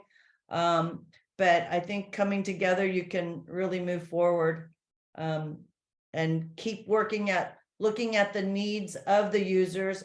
And this is for all the middle schoolers, is even if you don't have community members close by, reach out to your libraries, reach out to your hospitals and find, or your community, and find out other people that resemble the users that you're trying to design for. So kudos to all of you. I'm going to do the final two awards. I just want to echo what everyone else has said about this being the beginning of your journey. I started doing coding and stuff around middle school, and I built a career without going to school for it or whatever, because I developed that passion when I was younger and just pursued it relentlessly. So I hope some of you picked up skill sets that maybe if it's not coding, maybe it's the marketing side or the business side or whatever, that it really just sparks something in you that you can grow and do some awesome things with. We have two more awards. So the Product Pivot Award, we're awarding to Team Laserbeam. We just felt like you all handled the difficulties that were thrown your way in the best way possible, and really excited to see if you can keep climbing with that product. And the last one is the Moonshot Award, and we want to award that to the Mauve Mechanics with their KID device. We felt like the project was super ambitious and just really well executed, just really cool. Definitely encourage you to keep iterating on it. We feel like that's something that could be just a really awesome project to grow and to foster into something that would be a real product. Thank you. Thank you, judges. All right, Ms. Rajni. Yes, thank you so much, judges. And that concludes our demo day. Congratulations to all the winning teams. The Nikos people, the Gold Crown C2C engineering team, and the Red. Also, the team Rubik's, the team Laserbeam, the team Cookie Monsters, as well as Molv Mechanics.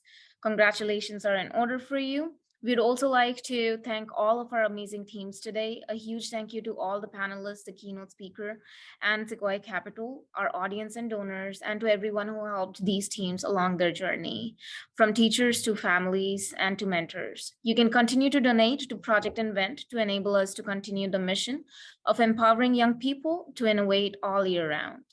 I hope you all have a great weekend. Thank you so much, everyone. Thank you. Thank you. Have a nice night. Thank you. Have a nice night. Thank you. Thank you. Thank you. Bye. Thank you, everyone. Way to go. Huge congrats. Bye.